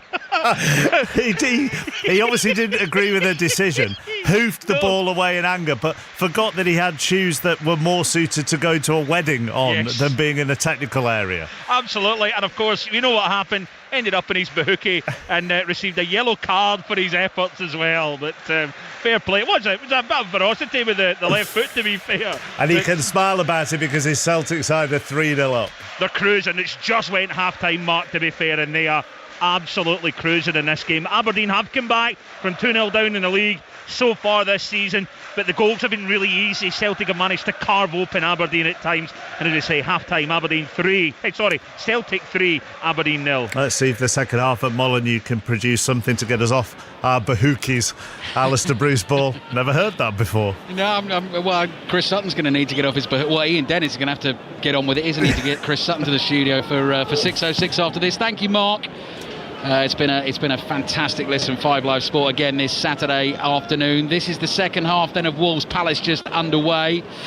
Chris Sutton and Robbie Savage taking the calls on 6:06 tonight. The lines are open 08085 909 693. You may not have heard in the earlier part of the half-time break that Ian Dennis is speeding Chris Sutton towards his destination as quick as he can to make sure he gets into that studio to take your calls tonight. Chris and Robbie want to hear from you. Kevin Nolan sitting alongside me here at Molineux. I'll run you through the two teams again in just a second.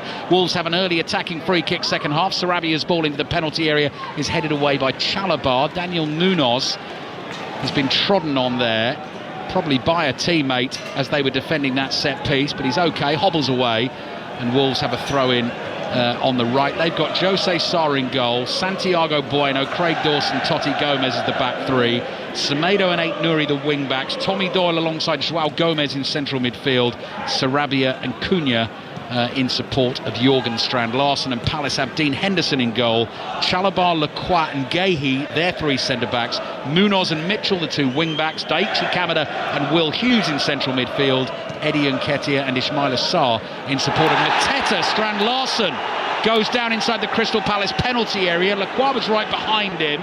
Wolves fans appeal for a penalty more than Strand Larsen appeals for a penalty. Yeah, I think he has just given him a little nudge in the back, but he's gone down a bit too easy for my liking. I think he's got to be a bit stronger there and take that in on his chest. So for me, no penalty. Gehi plays the ball to Mitchell at left back, into the feet of Will Hughes, who curls a delicious pass down the left-hand touchline, but Craig Dawson is there to clear it into the Palace half. Sarabia this time goes down, not going to get a free kick either. Gehi scoops it forward. Sarr jumps and Nketiah heads the next ball towards Mateta. Nearly found it through to Sarr. Palace appealing for a handball there on the block, I think, and suddenly Wolves have got away down the right-hand side with Strand Larsen. Strand Larsen into the feet of Cunha. Clever first touch, plays it across. Great chance here, and a fabulous save by Henderson from Sarabia, and Henderson has stayed down. That ball might just have smashed him in the face, and that's what's kept it out of the back of the net. What a chance at the start of the second half for Wolves. Kevin Nolan. Yeah, unbelievable save by Dean Henderson. Does brilliant to sort of get out to Sarabia and make himself big, and then he takes one in the face for it. I think if we would have looked back, I think I've seen Strand Larsen offside earlier on in the move, so I think it would have been pulled back to that. But none of the less, he didn't know that, and he made an absolute wonderful save to keep his team in it now. Just having a little look at that potential handball as well, because just before Wolves got their effort on goal, Crystal Palace thought they were in. Did look like Dawson may have handled that. But anyway, Wolves 0, Palace 0. 3.5 minutes gone in the second half. Straight in the mush, right? It was, yeah. Right on his nose, he got it. Yeah, no, hit hard by Sarabia, went for power, and Dean Henderson, as Kevin says, was out quickly and just got something on it, which was crucial. But now we've just got to check that he's going to be okay to continue this game. In terms of the quality of the game, Kevin, in terms of what we've seen tonight and what you were expecting coming into it, there's so much riding on it for these two, particularly Wolves down at the bottom of the table. What have you made of these two teams? Yeah, I think, Wolves are, for me, I think what Gary would have probably asked for of them at half time is more intensity, and I think we've seen that just early on with obviously with the opportunity, because I felt like the game sort of passed by in the first half and they didn't really lay a glove on Crystal Palace. Crystal Palace had the better chances, they would have been the happier going in at half time. So I feel like the intensity from Wolves has got to come up, get this crowd up on the feet and get them up right behind you, because when they are up on the feet, it is a loud place, when you're down there on that pitch. Dean Henderson still recovering at the moment. Think he's going to be okay. And I think a couple of the Wolves fans have actually given him a little bit of encouragement from behind his goal to our right-hand side, because I just saw him put a hand up almost to thank them. Goes without saying as well, Kevin, doesn't it, that this is the start of a really important run of fixtures for Wolves, because it cannot continue the way it's continued. So this one, then Southampton at home before the international break, Fulham away, Bournemouth home, Everton away, West Ham away, Ipswich home, Leicester away. There's lots of seemingly winnable games in there. It's just the start of a run which you need, but this needs to be a good start. The start needs to be today, and that's 3 points, because they've got to get closer to Crystal Palace. Even I don't think a draw is good enough for them today. I think there's got to be a win at home. Crystal Palace haven't had the start they would have wished for. Got the first win last week, so it's about Wolves getting their first win today, and then I think them fixtures will all look much more better for them as well. Wolves 0, Palace 0. 5 Live and BBC Sounds. You can always listen to us on your smart speakers. Just tell the speaker to play BBC Radio 5 Live, and the football commentary will pop right up. 2 more Premier League commentaries coming your way tomorrow as well. 5 Live Sport is on air from midday. Steve Crossman's guests, Joe Hart and Neda Manua. I think Joe's on Match of the Day tonight, actually. BBC One at 10:20, so he's a busy boy this weekend. Full commentary on Tottenham Villa at 2 and Manchester United against Chelsea at 4:30. Jose Sarr takes the goal kick for Wolves. It's driven deep into the Palace half. Kamada plays it across to Mitchell. Mitchell gives it a good thump downfield. Craig Dawson lets it bounce once, flicks the neck muscles and directs the ball back to his goalkeeper, Sarr. So Sam Johnston, we thought was going to be available again this weekend for Wolves. He's missed the last 2 games. It's Dan Bentley on the bench again for Wolves tonight. So Jose Sarr continuing between the sticks. Totti's clearance, attempted clearance down the left, attempted pass down the left is blocked by Sarr for Palace, and it goes out for a throw into Wolves in the left back position. 7 minutes gone in the second half. Wolves 0, Palace 0. If it's a draw, Wolves obviously would go to 3 points, still without a win. There'd be 1 behind Southampton and 2 behind Ipswich. Here's Semedo for Wolves, starts an attack from deep inside his own half, plays into the feet of little Tommy Doyle in his second season now at Molineux, on loan from Manchester City last season, made the permanent move this summer. Here's Bueno. Tommy Doyle's there for him on the right, just inside the Palace half, plays it back to Bueno, little touch and pass into midfield. João Gomez to Doyle, back to Bueno again.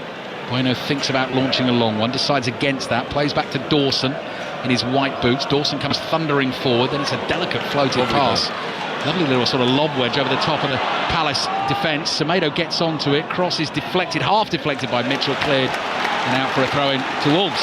Yeah, I've noticed just as they come out, they've gone forward a lot quicker. They haven't been making as many. I mean, I'm playing higher up on the pitch, playing in the midfield and the attacking third, but they are going in behind and trying to look for Strand Larsen a bit earlier in this second half. So that might be a tactic which has just changed, because I thought in the first half they were overplaying it a bit too much, and that's why they didn't get the opportunities. Massive win for Southampton earlier on today. Ipswich thought they had their win, then pegged back by Leicester late on. Crystal Palace got their win against Tottenham last weekend. Here's Cunha forward into the midfield to João Gomez. Gomez on the ball right in the middle of the Palace half, low Skiddy pass finds Sarabia down the right. Good burst of pace from Semedo. Takes it past Gahey. Stands the ball up to the far post. Cunha tries to bring it down on his right foot. Munoz gets a touch. Cunha hooks a volley in towards goal. Kamada toes it away. Doyle hits it on the volley. Little deflection, but it didn't come through at much pace, and Dean Henderson gets down and makes a very comfortable save. Yeah, it's a little bobbly one, so it is always tricky for the goalkeeper, but Dean Henderson with the quality, as you don't expect him to spill any of that. Dean Henderson is all in gunmetal grey away to our right. Crystal Palace in the red and blue vertical stripes, blue shorts, white numbers on the left side of the shorts, blue socks. Gahey clears. They're playing from right to left, the visitors, in this second half. Doyle is there, stoops, heads a ball powerfully back to Dawson. Thought Jose Sarr was coming. Eventually Sarr does come. Slight miscommunication there, but not enough to... yeah, a little bit of hesitation between both, wasn't it? Yeah, Strand Larsen suddenly saw a chance. There's some fireworks. First fireworks of the season I've seen have just appeared between the corner of the Steve Bull stand and the Stan Cullis stand away to our left-hand side. Still an incredibly mild autumn at the moment, not cold at all inside Molineux. Here's João Gomez. Wolves 0, Palace 0. 9.5 minutes gone, second half. They're going to use their goalkeeper again, Jose Sarr. And Nketiah comes towards him. Sarr to Doyle. Doyle lays it off to Bueno. Forward into midfield to Sarabia. Back to Doyle. Doyle up towards Strand Larsen. Got to hold on to this. Does that. Plays it back into the midfield. Might be a chance now for Wolves down the left-hand side. Cunha plays it to Ait-Nouri. Ait-Nouri running at the Palace defence. Goes down on the edge of the box. Fair tackle, says Anthony Taylor. And suddenly, this turns into a Crystal Palace counter-attack. Ismaila Sarr, so much space to work with on the right. Can he find the right ball? No, that cross is blocked. Cunha is back there, and it goes behind for the Crystal Palace corner. Kevin Nolan. Brilliant bit of defending by Chalobah to win the ball off Ait-Nouri. Then, as you said, Ismaila Sarr down the right-hand side, but it was absolutely fantastic tracking back from Matheus Cunha to get the block in. It has gone for a corner, but absolutely fantastic tracking back and block. Celtic comfortably ahead in the Scottish League Cup semi-final, the first of them, leading Aberdeen by 3-0. Motherwell Rangers is playing tomorrow. That game kicks off at 3 o'clock. Crystal Palace taking their time overtaking this corner. Their fans, the away fans here, always in that Steve Bull stand, the two-tiered stand on the opposite side of the ground to us, so watching the action side on, and they are closest to where this corner is being taken from by Will Hughes with his left foot. In it comes, Dawson's up, heads it away, and Nketiah slightly screws that shot wide of the target, but it is blocked, and Will Hughes is just going to let that run, and he'll go out for a throw into Crystal Palace on the right. So it's tense between these two at the moment. Yet to see a goal. Throw in taken by Munoz to Hughes, looking for the 1-2. Ait-Nouri blocks it, knocks it out for another throw to Crystal Palace, thrown in towards Sarr, nods it down to Munoz. Munoz tries to bundle his way through the challenger João Gomez. Gomez does brilliantly to actually get through Will Hughes. Great little drag inside his own half to keep the move going. Tries to get it back from Strand Larsen. Tackled by Lacroix. Bueno misses his kick there as he tried to clear the ball. Mateta plays it back for Palace. And Nketiah on the turn in the inside left channel. Now running at Wolves defenders. Mitchell continues his run on the left. There's the cut back. Dawson in the right place for Wolves. Puts a foot on it. That's a poor clearance though. Only reaches Kamada. Mateta can't get it back to Kamada, and suddenly Strand Larsen has a chance to get onto it just short of the halfway line, but both teams giving the ball back to each other. Kamada goes down too easily. Sarabia's caught offside. Wolves had a chance to catch Palace out there, and Sarabia, frustratingly, was the wrong side of the line. Yeah, he shouldn't be offside. We're right on line with it here on the halfway line. He shouldn't be offside. But very poor by him, because it was a real opportunity to Wolves to counter then and have a good opportunity over 1-on-1. Will Hughes, left-footed pass forward into Ismaila Sarr. No Adam Wharton, no Eberechi Eza amongst others for Crystal Palace this evening. There's Lacroix, the centre-back with his left foot, launching it long up towards Mitchell, trying to play a ball back into midfield. Wolves have it. Doyle just knocks one infield to Sarabia. Sarabia running up towards the halfway line.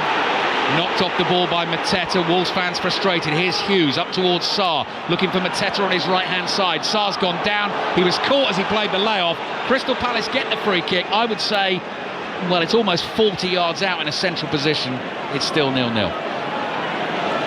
Yeah, I think the Wolves fans are just getting a bit frustrated because that's the second or third time in the second half now where one of them's been dumped or been, taking the ball off them, and they don't want to see that. The Wolves fans want to see them going forward, and it's just I think it's the third one now. But Mateta have done brilliantly, working really hard as a number 9 to come back and win the ball off him.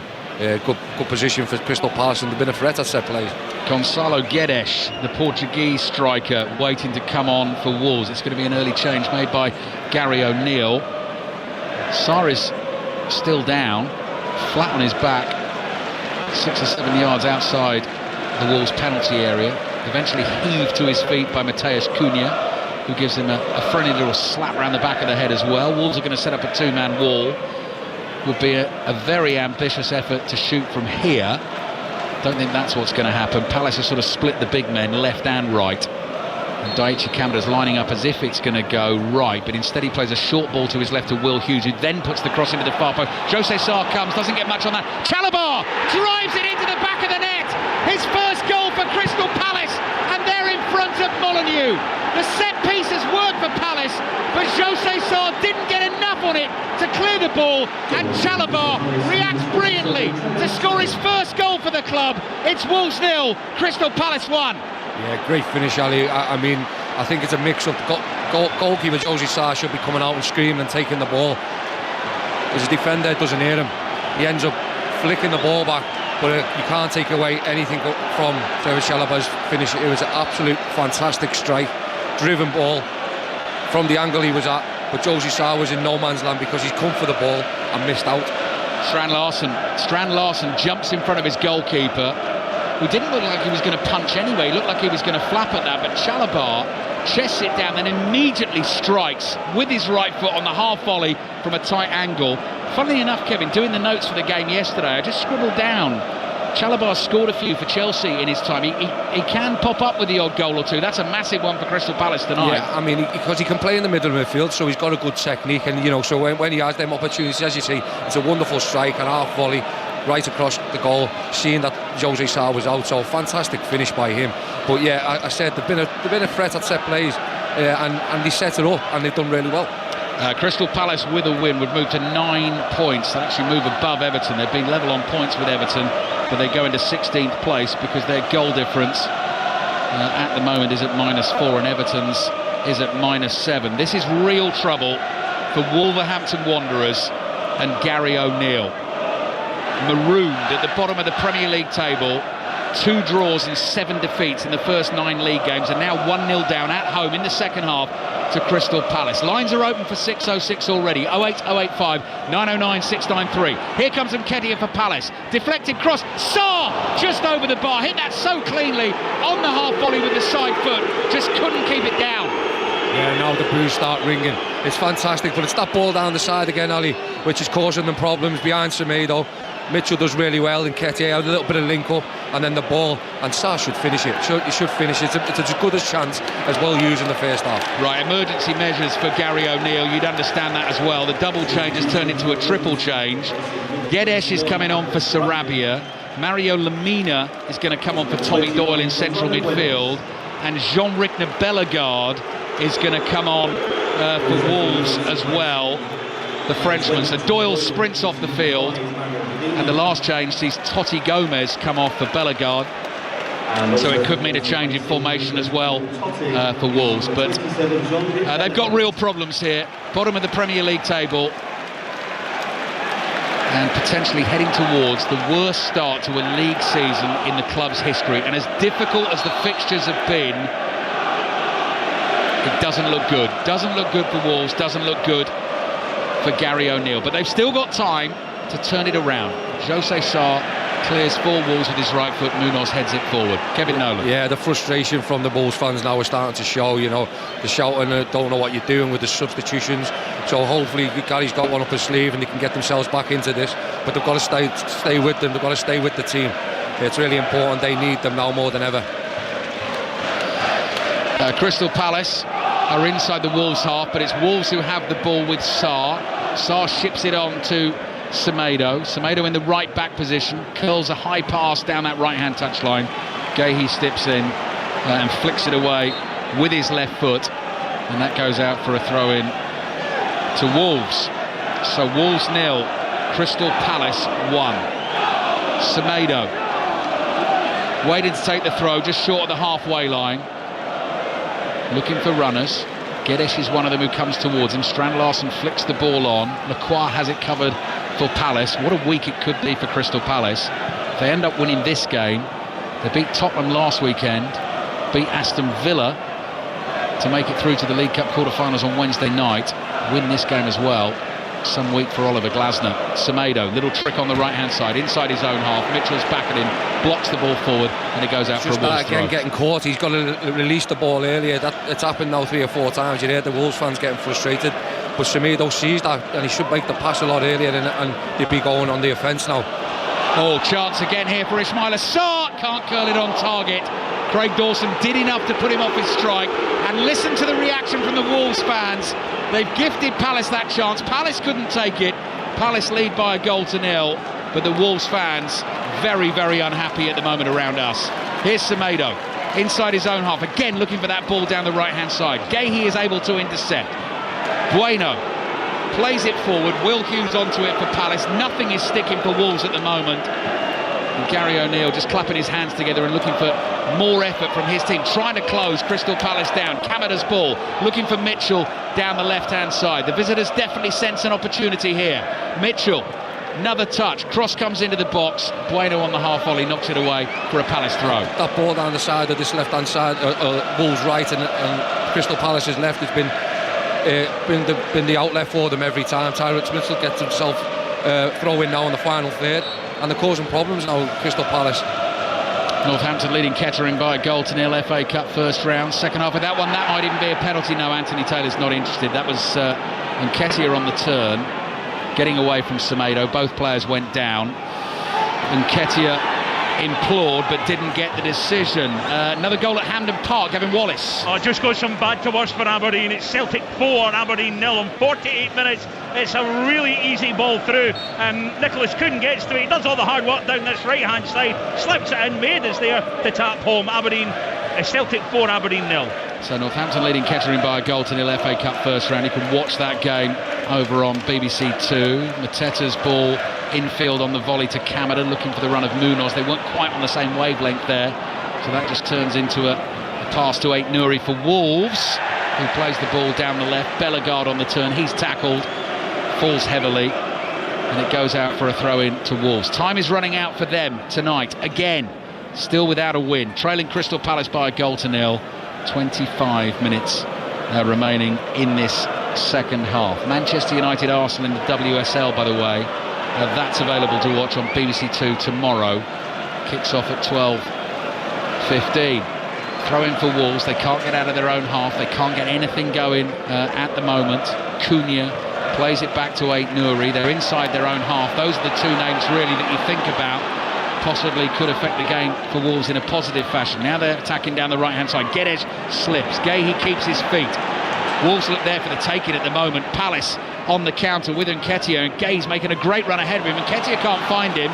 This could be an opportunity for Wolves now. Bueno drives it deep into the Palace half. Brilliant touch from Cunha. Brings the ball down. Finds Strand Larsen. Touch. Finish. Goal. Wolves are level. Molineux erupts. Classic counter-attacking from Gary O'Neill's team. And goodness me, the manager needed that. Wolves won. Crystal Palace won. Yeah, it was a lovely ball, lovely layoff. Chalobah, he gets caught out, just got caught under the ball. Then Cunha, lovely touch into them. He's got Lacroix, there's 2v1. He plays a lovely little ball across the box. And Strand Larsen, I thought he was going to take too long for the moment, Al, but he just tucks it under and through Dean Henderson's legs, who spread himself well again. There we go, Wolves won, Crystal Palace won. And suddenly the jeers turn to cheers. Momentum switches inside the stadium. 6:06 follows us tonight. Very lively. 20 minutes or so left here though at Molineux.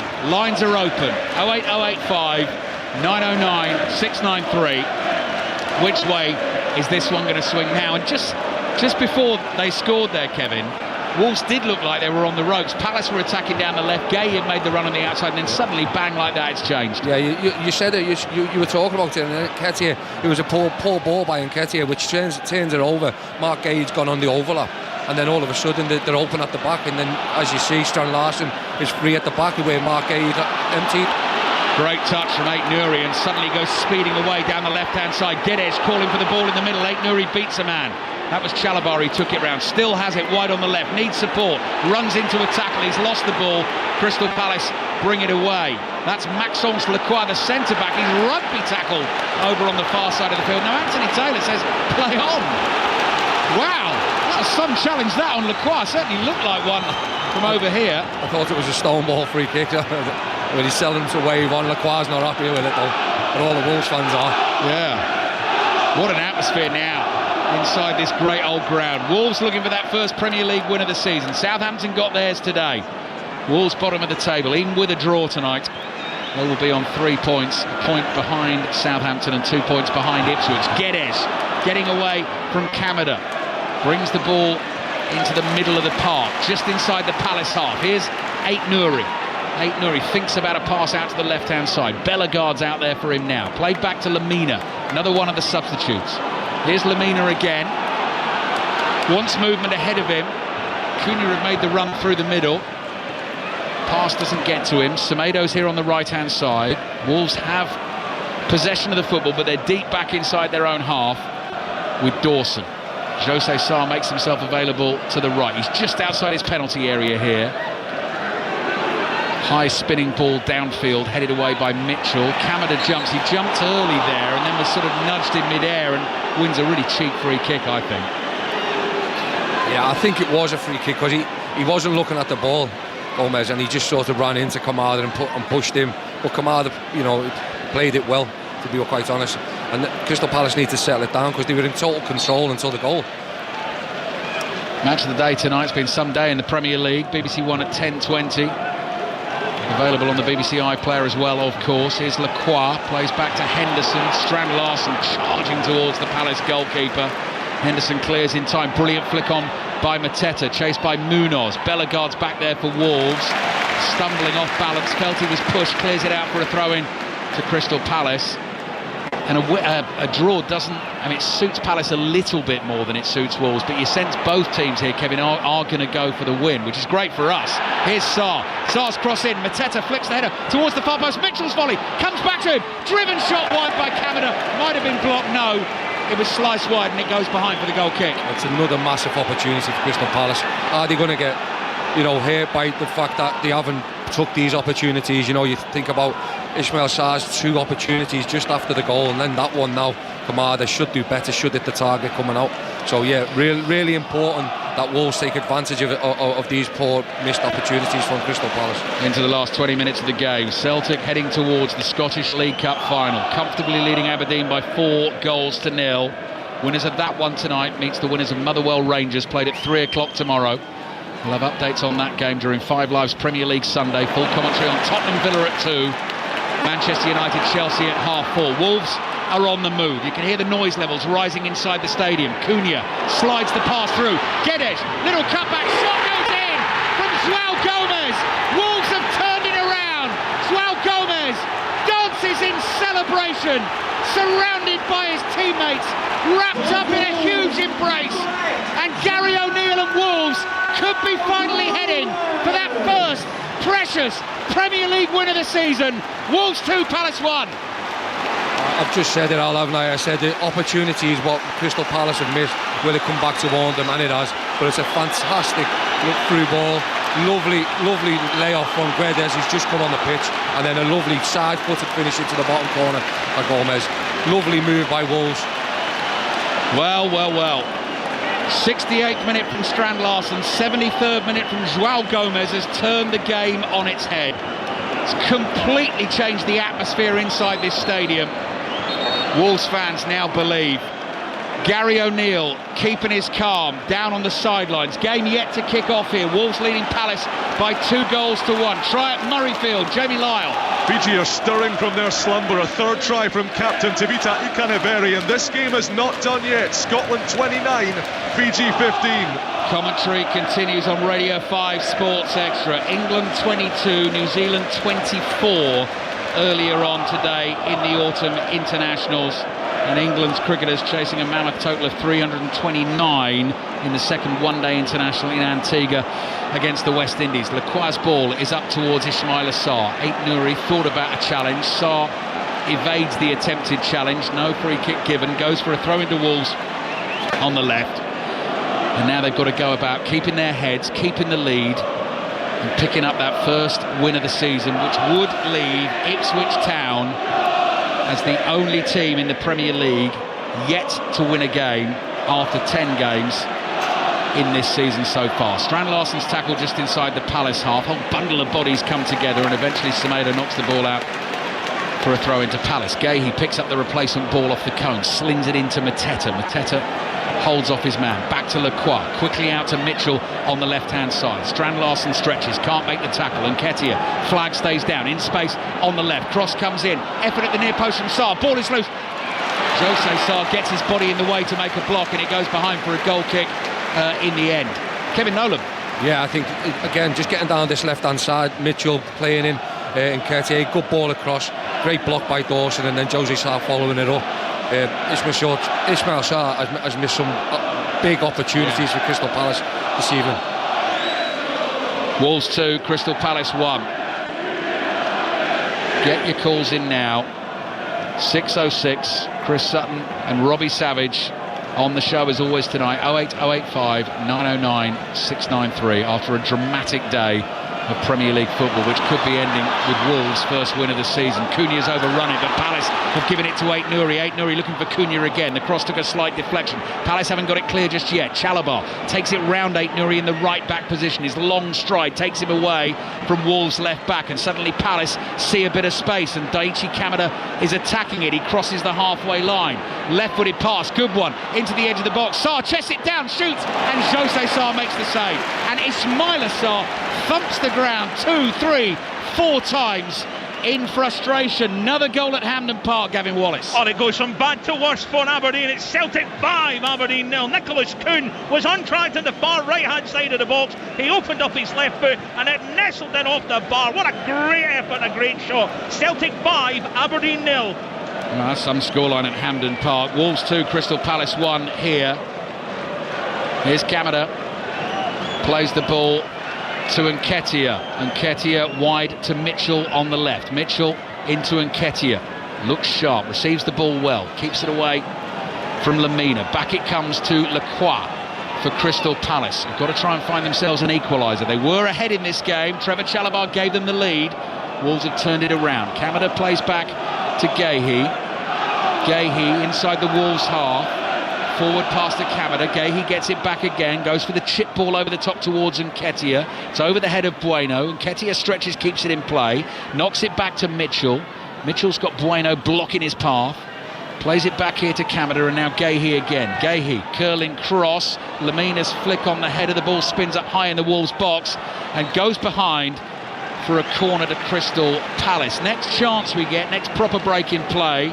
We'll get you updated on the second one-day international in the Caribbean. Let's see what Crystal Palace can do with the corner first, though. We're into the last 15 minutes of this game, and Wolves fans, I know, will be taking absolutely nothing for granted.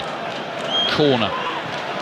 Curled in from the left. Flick header, far post, and it's knocked in by Mark Gahey for Crystal Palace.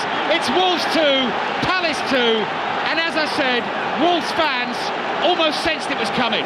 Yeah, I mean, it's a set play again. I've been saying it all night. They've looked really dangerous, Crystal Palace, but Wolves, again, lose the first touch.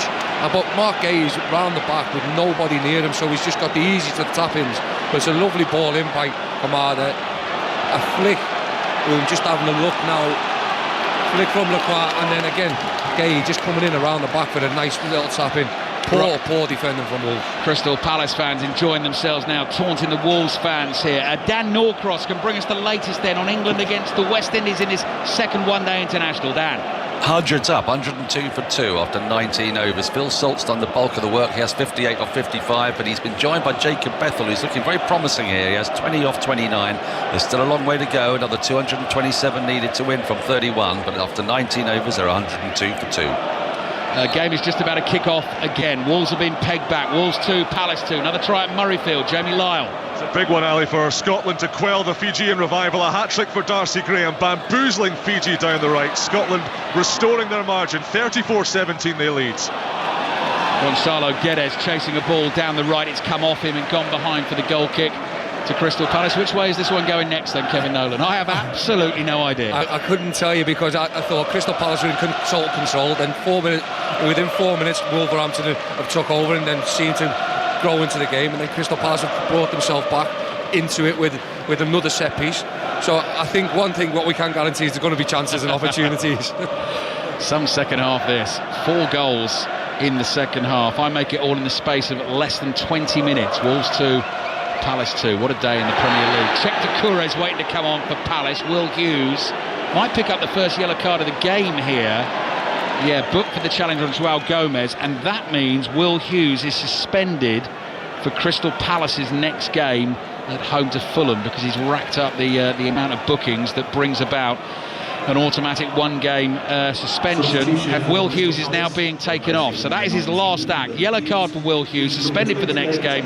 Czech Doucouré comes on for Crystal Palace. But as we were saying when they were level at 1-1, Kevin, they're both going to keep going for it, aren't they? Yeah, I think one thing that it has, you know, sometimes when you have these games early on in the season, you're looking for points, you're sort of tentative, you don't want to really be open, but the game's been open, it's been back and forth, they've been both slinging punches at each other, if you like, but no one's willing to go down yet. So yeah, interesting next 10-15 minutes we've got left, is it? Czech Doucouré, yes, we have got just over 10 minutes plus added time. Has missed the last 5 Premier League games for Crystal Palace. That is a welcome return given the injuries they've got. Wolves 2, Palace 2. Match of the day tonight, BBC 1 at 10:20. And Kevin's old boss David Moyes is Darren Fletcher's guest on the Football Daily with the Premier League debrief at the end of the Premier League weekend. So that'll be available by the BBC Sounds app late Sunday night. First thing Monday morning, and Nketiah chasing the ball into the Wolves half. This has come from a Wolves free kick, and Nketiah's got the pass wrong. Sarr was bursting through the middle, he couldn't find him. This has got like basketball now. It's absolutely end to end, and now it's eventually gone out for a throw-in to Crystal Palace on the right inside their own half. But had Nketiah got that pass right, Wolves had a free kick inside the Palace half there, Kevin, and nearly gave it away. Yeah, well, he got caught again on the ball, and that's why all the frustration is. The lovely ball in from Kamada. Eddie Nketiah's just got to keep on running and wait for Sarr to catch him up, because he was head and shoulders ahead of everybody else in that Wolves team. But it was a real poor layoff again by Nketiah, so yeah, we're still going at it. Yeah, Palace get it wrong with the throw. That's Kevin Nolan with us here, 5 Live and BBC Sounds at Molineux tonight. 2 more Premier League commentaries tomorrow. Tottenham Villa at 2. Manchester United, Chelsea, fascinating game that one. After Manchester United's big win in the League Cup in midweek under Ruud van Nistelrooy. Ruben Amorim is on his way, but not just yet. The ball for Strand Larsen to chase. Lacroix has it covered. Clips it away with his right foot. Kamada will keep this in play. Challenged by Guedes. Guedes knocks Kamada over. Kamada battles for the ball on the ground. So does Guedes. Scoops it away towards the halfway line. It falls to Nketiah though. Bueno in with the challenge. Nketiah goes down, and that's out for a throw-in to Crystal Palace. Last 10 minutes of the game. Wolves 2, Palace 2. Scorelines in the Premier League you're reacting to on 6:06 tonight. Lunchtime kick-off. Newcastle beat Arsenal by a 1-0, which means Arsenal at the moment in 4th, 7 points behind the leaders Liverpool. Manchester City suffered their first league defeat of the season away to Bournemouth. That finished 2-1. It was Ipswich 1, Leicester 1. Liverpool beat Brighton by 2-1, which is why they're 2 points clear at the top of the table. Nottingham Forest in 3rd, having beaten West Ham by 3-0, and Southampton getting that first win of the season with the win against Everton. Wicket at the cricket, Dan Norcross. Yeah, horrible hack from Phil Salt. He's gone for 59. First ball of Matt Ford's new spell. He went after it straight away, got the toe end of the bat. It went high in the air and was easily taken by Gudakesh Moti. It's a big wicket as well for the West Indies. England 109 for 3. Thank you, Dan. Craig Dawson plays the ball back to Jose Sarr. 7 minutes plus added time remaining. Wolves 2, Palace 2 in the Premier League. Sliding challenge from Nketiah. Fighting for the cause. Knocks it out for a throw-in to Wolves on the right. Been some second half, Kevin Nolan, isn't it? Yeah, plenty of goals. But what I will say is I want to commend the front three of Crystal Palace, because they've worked their socks off tonight, closing down, getting there, making blocks, and another block there by Eddie Nketiah. So yeah, they've been brilliant. But again, plenty more to come, I think. Yeah, I think there is. Here's João Gomez, who's got that second goal for Wolves. Driving forward, plays it to Cunha. Lengthens the stride, tries to prod it through to Guedes. That's intercepted. Chalobah senses an opportunity to attack from deep for Palace. He was fouled there, but keeps playing. Kamada's then fouled. And actually, Anthony Taylor's gone back for the foul on Chalobah.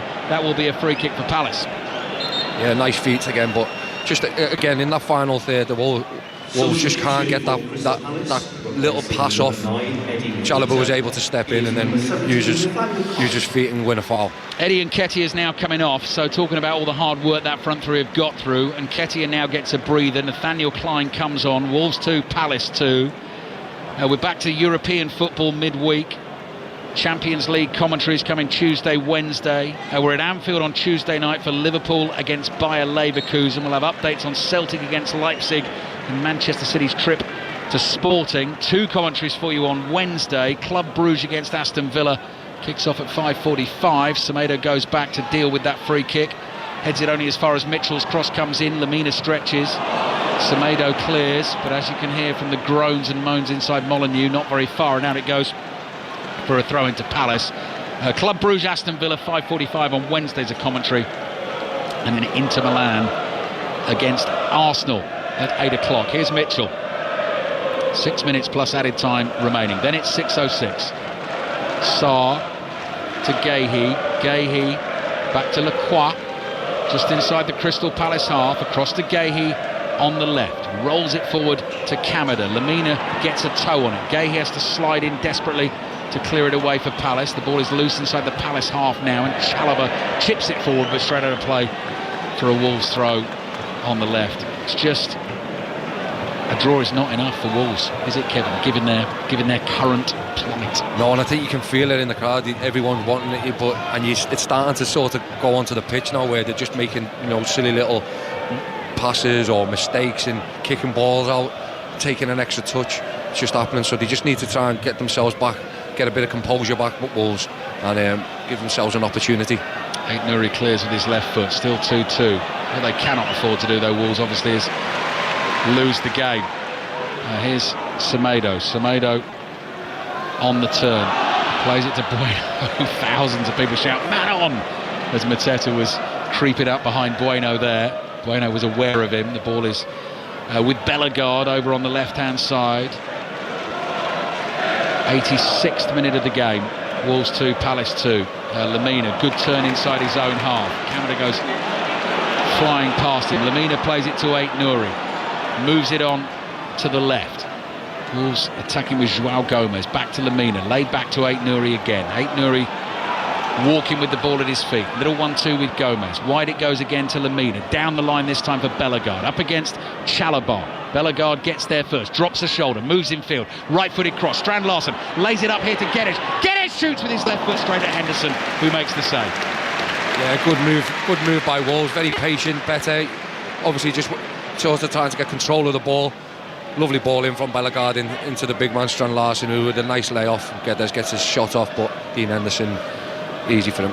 3.5 minutes plus added time. Those are the thoughts of Kevin Nolan as Henderson clears with his right foot, gives it an almighty whack. The ball drops inside the Wolves half. Might fall to Sarr. Lamina is there, chips it up in the air to himself. Head up, looking for options here. Lamina. Forward ball easily intercepted by Guéhi. Mateta was coming back from the offside position, so that'll be a free kick for Wolves. Again though, Strand Larsen's got to do better there. He's got to pin his centre half. He's got to pin Guéhi and not allow him to come. Now here's Kevin, here's the man Cunha who could make it happen for Wolves. It might break for Guedes, edge of the box. Decore brings him, no, it's a dive from Guedes. Anthony Taylor blew the whistle and then for dramatic effect waited to reveal that he was going to give the free kick the other way, and he says that Gonçalo Guedes is trying to win a cheap free kick on the edge of the box, and he therefore gets booked for simulation. And Kevin Nolan's going to check it out. Yeah, he has gone down. He's done brilliantly, Taylor. But as you said, he blew. All the fans went up in the air, all delighted because they thought they'd had a free kick on the edge of the box, and then he pointed the opposite way, and then you heard all the groans. So, yeah, bit of showmanship from Anthony there. Yeah, exactly. Gonçalo Guedes is a bad boy. May well feature in the simulation game with Chris Sutton and Robbie Savage on 606. Always calling out the divers. We know what Chris Sutton says to them. A couple of minutes left in this game, plus a bit of added time. Wolves 2, Palace 2. Palace taking the lead. Wolves then getting 2-1 in front. Mark Gahey with the equaliser for Palace. João Gomes fighting the good fight for Wolves. Brought down inside his own half. Another yellow card dished out. Wolves want to take the free kick quickly. Anthony Taylor says, I'm dealing with the yellow card first, and you've got to go back a couple of yards. So not endearing himself to the Wolves fans. Another try at Murrayfield, I'm hearing. Jamie Lyle. And it's an historic one for Darcy Graham, his 4th of the day. It brings him level with his teammate Duan van der Merwe as Scotland's top try scorer. 28 tries for him, 6 for Scotland. They lead Fiji 41-17. OK, thank you, Jamie. Crystal Palace about to make another change. That delayed another Wolves free kick, so the Wolves fans getting angrier and angrier. Sarr is coming off to be replaced by Jeffrey Schlupp. And Formula One qualifying yet to restart because of rain at the moment ahead of the Brazilian Grand Prix. But when it does restart, you'll be able to hear commentary of that online. We've got full commentary of the Brazilian Grand Prix tomorrow on Sports Extra at 4:45. We're into the 90th minute of this game. Wolves 2, Palace 2. Can Wolves somehow find a late winner for that first win of the season? Guedes speeding forward, he was caught, advantage played, Bellegarde on the left hand side, Strand Larsen with the header, deflected and caught underneath the crossbar by Henderson, who made that look easy. It was easy. Yeah, well, he did make it look easy in the end with it, obviously a looping header, but it was quicker, it was much more faster by Wolves, and that allowed them to get there. It was a lovely ball through the lines from Dorse into Guedes, and then down that left hand side again, where they've been probably the most consistent and dangerous. Wolves fans booing Dean Henderson as he takes his time to clear the ball downfield. Header won by Dawson. He felt he was fouled by Mateta, but it has gone out for a throw-in to Crystal Palace on the right, and we're going to have 7 minutes of added time here at Molineux. Plenty of time for either of these two teams struggling near the foot of the Premier League table to find themselves a winner. Palace have made a mess of the restart. It's going to be a Wolves throw on the left inside their own half. Wolves fans getting frustrated. They just want their team to get on with this at the moment. João Gomes can't see anyone to throw it to, so just lobs the ball back to Ait Nouri in towards Lemina. Lemina inside his own half, clips a pass across to Semedo. Little 1-2 with Guedes. That's awkward for Semedo to control. Palace are closing in here. Wolves under pressure inside their own half. Bueno just has to loft it forward. Gahey heads it away. It bounces. A leap and a chest down from Gomez, and good strength to hold off Gahey. Building a chance here. Couldn't find it through to Lacroix. Gomez wins it again. Plenty of Wolves players up there trying to win this ball, but it doesn't fall for them. Chalabars there leaps in and thumps it clear with his right foot. Lemina heads it straight up in the air. Guedes goes down holding his face. And it is going to be a free kick this time for Wolves, right in the middle of the Crystal Palace half. Yeah, he done so well, Joe Gomez, by winning the ball in the centre midfield, and then it was just again the layoff. He just didn't have the quality just to put Strand Larsen through. So, yeah. Free kick then for Wolves. Added time at the end of the game on 5 Live and BBC Sound. 6:06 is on the way. Lines are open. 08085 909 693 to have your say. What can Wolves do with the free kick? Chipped into the penalty area, headed away, and then further cleared by Schlupp for Palace. Palace have everyone inside their own half, so Wolves start to build play on the halfway line. Semedo to João Gomes, couldn't find Cunha. Kamada slides in, wins it for Palace. Out it goes for a throw into Wolves. Gary O'Neill hands the ball to Nelson Semedo. 2 minutes of added time have gone. You've got to keep telling yourself, Kevin, 5 minutes is still a long time in the game, isn't it? Yeah, exactly that, mate. What we've got now, Ali, is that you've got the Wolves fans who are trying to push them on and get them going, getting quicker, and what you want is composure in these times. Well, here's Aït-Nouri, drives across in from the left-hand side. Cunha underneath it, volleys it into the chest of Mitchell. No, last touch came off Cunha, in fact, so it goes behind for the goal kick to Crystal Palace. 3.5 minutes to play. Then we'll wrap it up for you on 5 Live and BBC Sounds in terms of the live football. Then we'll hand you over to Chris Sutton and Robbie Savage. 2 more Premier League commentaries tomorrow. Tottenham against Villa kicks off at 2. Manchester United Chelsea at 4:30. Steve Crossman and the team on air from midday. Colin Murray starting the build up in his show from 10 o'clock tomorrow morning. Lemina heads the ball away. Chalobah, powerful header into the Wolves half. Dawson reads it, comes running across and nods it to his right hand side. 4 minutes. It's 4 minutes of added time now remaining in this game, because it was 7 that went up initially. And we've played 3 of them. Dawson's long ball downfield. Guedes trying to turn. Claims he was caught on the ankle. He's already been given a yellow card for diving. Anthony Taylor's not buying that one. He's going to have to be very careful. Aït-Nouri's ball into the box. Guéhi heads it away. It drops in the middle of the Palace half. Nodded forward by Munoz.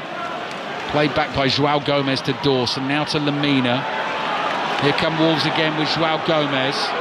This place is going to go absolutely berserk if Wolves get themselves a winner. It means so much for Gary O'Neill as well, a Premier League manager who finds himself under real pressure at the moment. Guedes' ball poked infield to João Gomes, beats Doucouré. Doucouré half fouls him. Play continues, advantage is well played. Here's Lemina. Lemina's going to try one, big deflection on the shot, and it goes behind for a corner to Wolves. Yeah, it's good play from Wolves. Just what I was talking about, you know, in all the madness of around the stadium, you've got to stay composed, and they have, and work the way right to left, left to right, back over to the left-hand side. Lemina gets the shot off and get a corner, so yeah, big chance for them. Possible chance for Wolves. 3 minutes of added time remaining. 2-2 against Crystal Palace. Wolves sitting rock bottom of the Premier League table.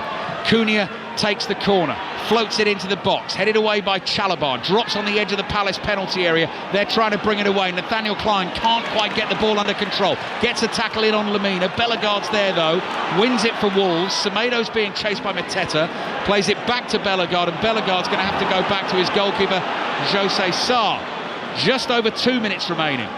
Here's Guedes. Guedes tries to take it on down the right-hand side to Larsson, who looked for a first-time ball back to his teammate. Mateta was onside, inside his own half, wide on the left here. Can Palace win it late on? Mateta, left-footed cross, Lemina slides in and intercepts, and then José Sá comes out, falls from Mateta, he drives it home. Anthony Taylor says no goal. Anthony Taylor says no goal. Why? Was the offside flag up there? Or what? Let's have a look on the replay. He said that before Jean-Philippe Mateta drove it home. Sá came out to win it.